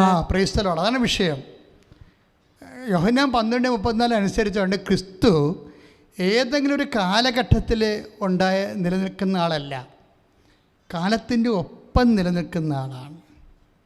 അപ്പോൾ കാലത്തിൻ്റെ ഒപ്പം നിലനിൽക്കുമ്പോഴേ ക്രിസ്തുവിൻ്റെ ശരീരത്തിലുള്ള കാലത്തിൻ്റെ ഒപ്പമുള്ള ക്രിസ്തുവിൻ്റെ സഹനങ്ങളുടെ പോരായ്മയാണ് സഹനസഭ നികർത്തിക്കൊണ്ട് പ്രപഞ്ചത്തിൻ്റെ, പ്രകൃതി ലോകത്തിൻ്റെ പാപങ്ങൾക്ക് പരിഹാരമാക്കുന്നത്. അതായത് ക്രിസ്തു എന്നും നിലനിൽക്കുന്നു.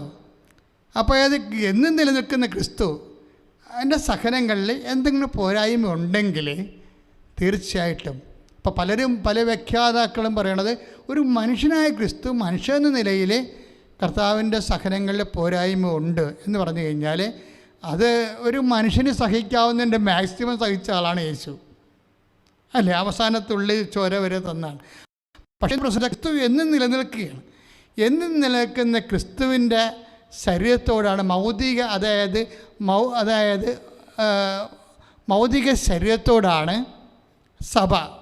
ആ സഭയിലാണ് നമ്മൾ സഹിക്കുന്നത്. അപ്പോഴെന്താണ്? ക്രിസ്തുവിൻ്റെ സഹനത്തിൻ്റെ തുടർച്ചയാണ്. അപ്പോൾ ഈ സഹനത്തിൻ്റെ തുടർച്ച നമ്മൾ ആരുടെ പേരിലാണ് എടുക്കണത്? ക്രിസ്തുവിൻ്റെ നാമത്തിലാണ് എടുക്കുന്നത്, ക്രിസ്തുവിൻ്റെ നാമത്തിൽ. അപ്പം അതുകൊണ്ട് തന്നെ എന്ത് ചെയ്യും? പിതാവായ ദൈവം മഹത്വപ്പെടും. ക്രിസ്തുവിൻ്റെ നാമത്തിൽ ക്രിസ്തു മഹത്വപ്പെട്ട് കഴിഞ്ഞാൽ പിതാവായ ദൈവം മഹത്വപ്പെടുമെന്ന് ഈശോ പറഞ്ഞിട്ടുണ്ട്. അപ്പോൾ അതിലൂടെയാണ് മഹത്വത്തിലേക്ക് നമ്മൾ ഒരു തീർത്ഥയാത്രയാണ്, മഹത്വത്തിൻ്റെ തീർത്ഥയാത്രയാണ് ശരിക്കും പറഞ്ഞാൽ ക്രൈസ്തവൻ്റെ ഈ ലോകത്തെ ജീവിതവും അവൻ്റെ പ്രതികൂലമായ ജീവിതാനുഭവങ്ങളും. അതൊരു വിശ്വാസിയെ സംബന്ധിച്ചിടത്തോളം വിശ്വാസം പ്രഖ്യാപിക്കാൻ, പ്രത്യാശ ഏറ്റുപറയാൻ, സ്നേഹം പ്രകടിപ്പിക്കാനുള്ള ദൈവത്തിൻ്റെ പദ്ധതിയുടെ ഭാഗമായിട്ടാണ് ഒരു വിശ്വാസി എടുക്കുന്നത്. ദാറ്റ് മീൻസ് ഈ കാര്യങ്ങൾക്കെല്ലാം ഉടമ്പടി പുതിയ അർത്ഥം നൽകുന്നതാണ് ഉടമ്പടിയുടെ വിജയം. എന്താ അർത്ഥം എന്ന് പറഞ്ഞാൽ വിജയം തന്നെ ചില സമയത്തൊക്കെ ഒരു കഷ്ടപ്പാടുകളുടെ ഒരു അംശം ഉണ്ടാവും. കാര്യം എന്താണ് കാര്യത്തിൽ എന്താണ് കഷ്ടപ്പാടിൻ്റെ അംശം ഉണ്ടാകാൻ കാരണം? കഷ്ടപ്പാടല്ല. ഇപ്പോൾ നമ്മൾ 1-ാം ക്ലാസ് പാസ്സാകണേ, പക്ഷേ നമ്മൾ IAS പാസ്സാകണേ. അപ്പോൾ IAS 1-ാം ക്ലാസ്സിൽ ഇരിക്കുന്നതിനെ സംബന്ധിച്ചിടത്തോളം IAS കഷ്ടപ്പാടാണ്. IASകാരന് IAS കഷ്ടപ്പാടല്ല. എങ്ങനെയെങ്കിലും പരീക്ഷ വരാമെന്ന് കൊതിക്കുകയും അവിടെ പക്ഷേ കഷ്ടപ്പാടെന്ന് പറയണത് വ്യക്തിപരമാണത്. ഈ കൊടുത്ത പോയിന്റ് മനസ്സിലായില്ലേ? അതായത് 1-ാം ക്ലാസ്സുകാരന് IAS കഷ്ടപ്പാടാണ്. IASകാരൻ റാങ്ക് ഹോൾഡറിന് കഷ്ടപ്പാടല്ല. കാര്യം എന്താണ്? അവൻ്റെ കലിബർ തെളിയിക്കാനുള്ള അവസരമാണ്. എല്ലാ കഷ്ടതകൾ അവസരങ്ങളാകണത് അങ്ങനെയാണ് എന്ന് വെച്ചാൽ അതിൻ്റെ അർത്ഥം എന്താണെന്ന് വെച്ച് കഴിഞ്ഞാൽ അതിനുള്ളൊരു അഭിഷേകം കിട്ടിക്കഴിഞ്ഞാൽ ഈശോ എന്താ പറഞ്ഞത്? ഗർഭിണിക്ക് പ്രസവ വേദന വരും പോലെയാണ് നമ്മുടെ ജീവിതത്തിൻ്റെ ദുഃഖങ്ങളെന്ന് ഈശോ പറഞ്ഞത്. അപ്പോൾ ക്രിസ്തുവിന് ശേഷമാണ് അത് ഗർഭിണിയുടെ വേദനയായിട്ട് വരണത്. അല്ലെങ്കിൽ നാട്ടുകാരുടെ തല്ലുകൊള്ളവൻ്റെ വേദന അല്ല നമ്മുടെ ദുഃഖം, ഗർഭിണിയുടെ വേദന എന്ന് ഈശോ പറഞ്ഞത്. യോഹന്നാൻ 16:21 അധ്യായം 21 വാക്യം വായിച്ചോളൂ. സ്ത്രീക്ക് പ്രസവവേദന ആരംഭിക്കുമ്പോൾ അവളുടെ സമയം വന്നതുകൊണ്ട് അവൾക്ക് ദുഃഖമുണ്ടാകുന്നു. എന്നാൽ ശിശുവിനെ പ്രസവിച്ചു കഴിയുമ്പോൾ ഒരു മനുഷ്യൻ ലോകത്തിൽ ജനിച്ചതുകൊണ്ടുള്ള സന്തോഷം നിമിത്തം ആ വേദന പിന്നീട് ഒരിക്കലും അവൾ ഓർമ്മിക്കുന്നില്ല. അതായത് നമുക്കൊരു ദുഃഖം ഉണ്ടാകണമെങ്കിൽ തീർച്ചയായിട്ടും ദുഃഖം ഉണ്ടാകുമ്പോൾ നമുക്ക് ദുഃഖം തന്നെയാണത്. പക്ഷേ നിത്യത നമ്മൾ അനുഭവിച്ച് കഴിയുമ്പോൾ നമ്മൾ ഭൂമിയിൽ അനുഭവിച്ച ദുഃഖങ്ങളെക്കുറിച്ച് നമ്മൾ ഓർക്കത്തില്ല. കാര്യം വെച്ച് കഴിഞ്ഞാൽ എന്താ പ്രശ്നം വെച്ച് കഴിഞ്ഞാൽ നിത്യതയ്ക്ക് വേണ്ടി അത് വാഗ്ദാനമാകുമ്പോഴാണ് ഇവിടെ കഷ്ടപ്പാട് നമുക്ക് കഷ്ടപ്പാടായിട്ട് തോന്നുന്നത്. മനസ്സിലായില്ലേ? കഷ്ടപ്പാടിനെ രോഗം, ക്ഷീണം. കാര്യം ഞാനിത് പറയുമ്പോൾ ഞാൻ ചുമ്മാ ഇങ്ങനെ സ്പെക്കുലേറ്റീവായിട്ട് പറയണില്ല. കുഞ്ഞുനാൾ തൊട്ട് രോഗിയാണ് ഞാൻ. എല്ലാ കാലഘട്ടങ്ങളിലെ രോഗങ്ങൾ വന്നപ്പോൾ ഞാൻ ആ രോഗത്തോട് കൈവരിച്ചിട്ടൊരു നിലപാടുണ്ട്. അതെന്നെ കർത്താവ് പഠിപ്പിച്ച നിലപാടാണ്. തെദേവ് എന്ന് പറയുന്ന ആത്മകഥയിൽ അതെല്ലാം ഞാൻ രേഖപ്പെടുത്തിയിട്ടുണ്ട്. എങ്ങനെയാണ് ഒരു വിശ്വാസി ഈ വിഷയങ്ങളെല്ലാം കാണുന്നത്? പക്ഷേ അവൻ്റെ മനസ്സിൽ ഒരു ചിന്ത ഉണ്ട്. എന്താണ് അത്? റോമ 1:18 എന്താണ്? നമുക്ക് വെളിപ്പെടാതിരിക്കുന്ന മഹത്വത്തെക്കുറിച്ച് ഓർക്കുമ്പോഴേ പ്രൈസ് ദി ലോർഡ് സ്തുതിക്കട്ടെ. ഹല്ലേലൂയ ഹല്ലേലൂയ ഹല്ലേലൂയ. യേശുവേ ആരാധന ആരാധന. ഹല്ലേലൂയ ഹല്ലേലൂയ ഹല്ലേലൂയ.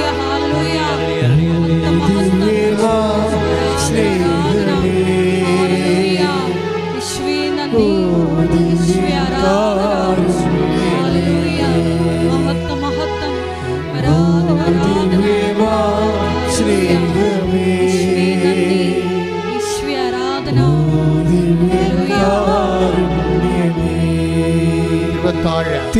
തിരുവത്താഴ മേശയിൽ സംഭാവന, തിരുവത്താഴ മേശയിൽ സംഭാവന, ഓ ദിവ്യമാ സ്നേഹമേ, ഓ ദിവ്യകാരുണ്യമേ.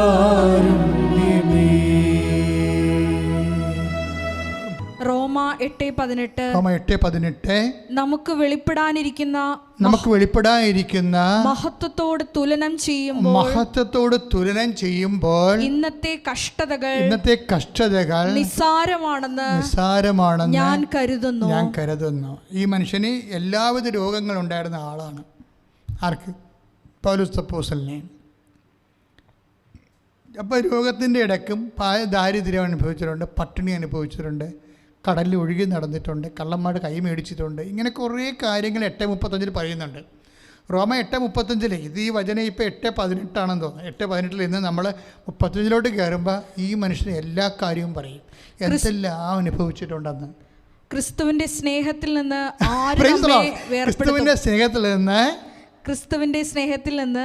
ആര് നമ്മെ വേർപെടുത്തും? ക്ലേശമോ ദുരിതമോ പീഡനമോ പട്ടിണിയോ നഗ്നതയോ ആപത്തോ വാളോ.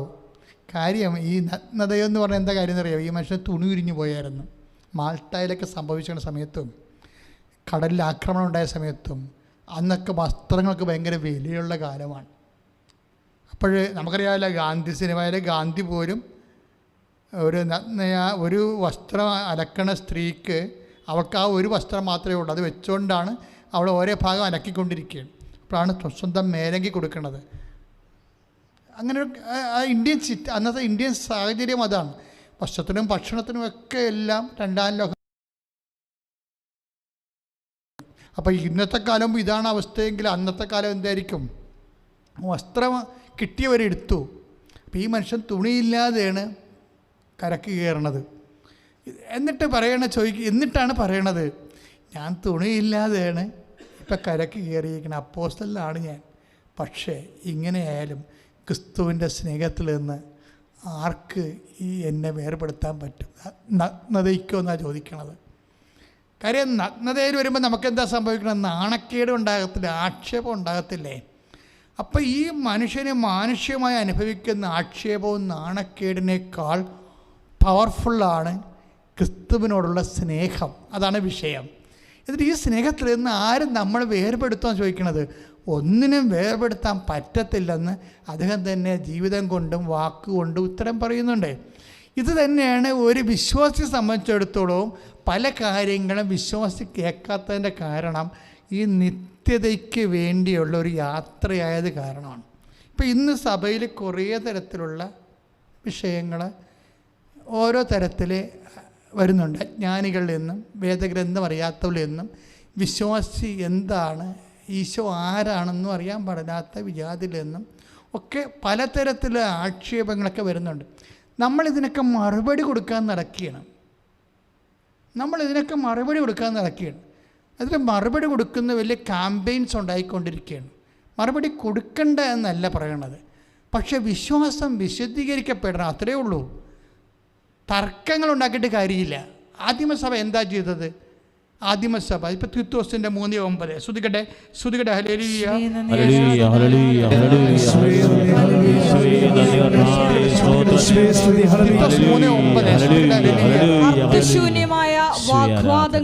അർത്ഥശൂന്യമായ വാഗ്വാദങ്ങളിലും വംശാവലികളെ കുറിച്ചുള്ള ചർച്ചകളിലും കലഹങ്ങളിലും നിയമത്തെക്കുറിച്ചുള്ള വചനത്തെക്കുറിച്ചുള്ള തർക്കങ്ങളിൽ നിന്ന് ഒഴിഞ്ഞു നിൽക്കുക. ആവശ്യമില്ലാത്ത തർക്കത്തിനൊന്നും പോകണ്ടെന്ന് പറയണേ, അവിടെ കിടന്ന് പറയട്ടെ. അപ്പം നമ്മളൊന്നും ചെയ്യണ്ടേ എന്ന് ചോദിച്ചു കഴിഞ്ഞാൽ നമ്മൾ എന്ത് ചെയ്യണം എന്നുള്ളത് പത്രോസ് പറയുന്നുണ്ട്. 1 പത്രോസിൻ്റെ 3:15 നമ്മളൊന്നും ചെയ്യേണ്ടെന്നല്ല, നമ്മൾ എന്താണ് ചെയ്യേണ്ടതെന്ന് വിശുദ്ധ പത്രോസ് പറയുന്നുണ്ട്.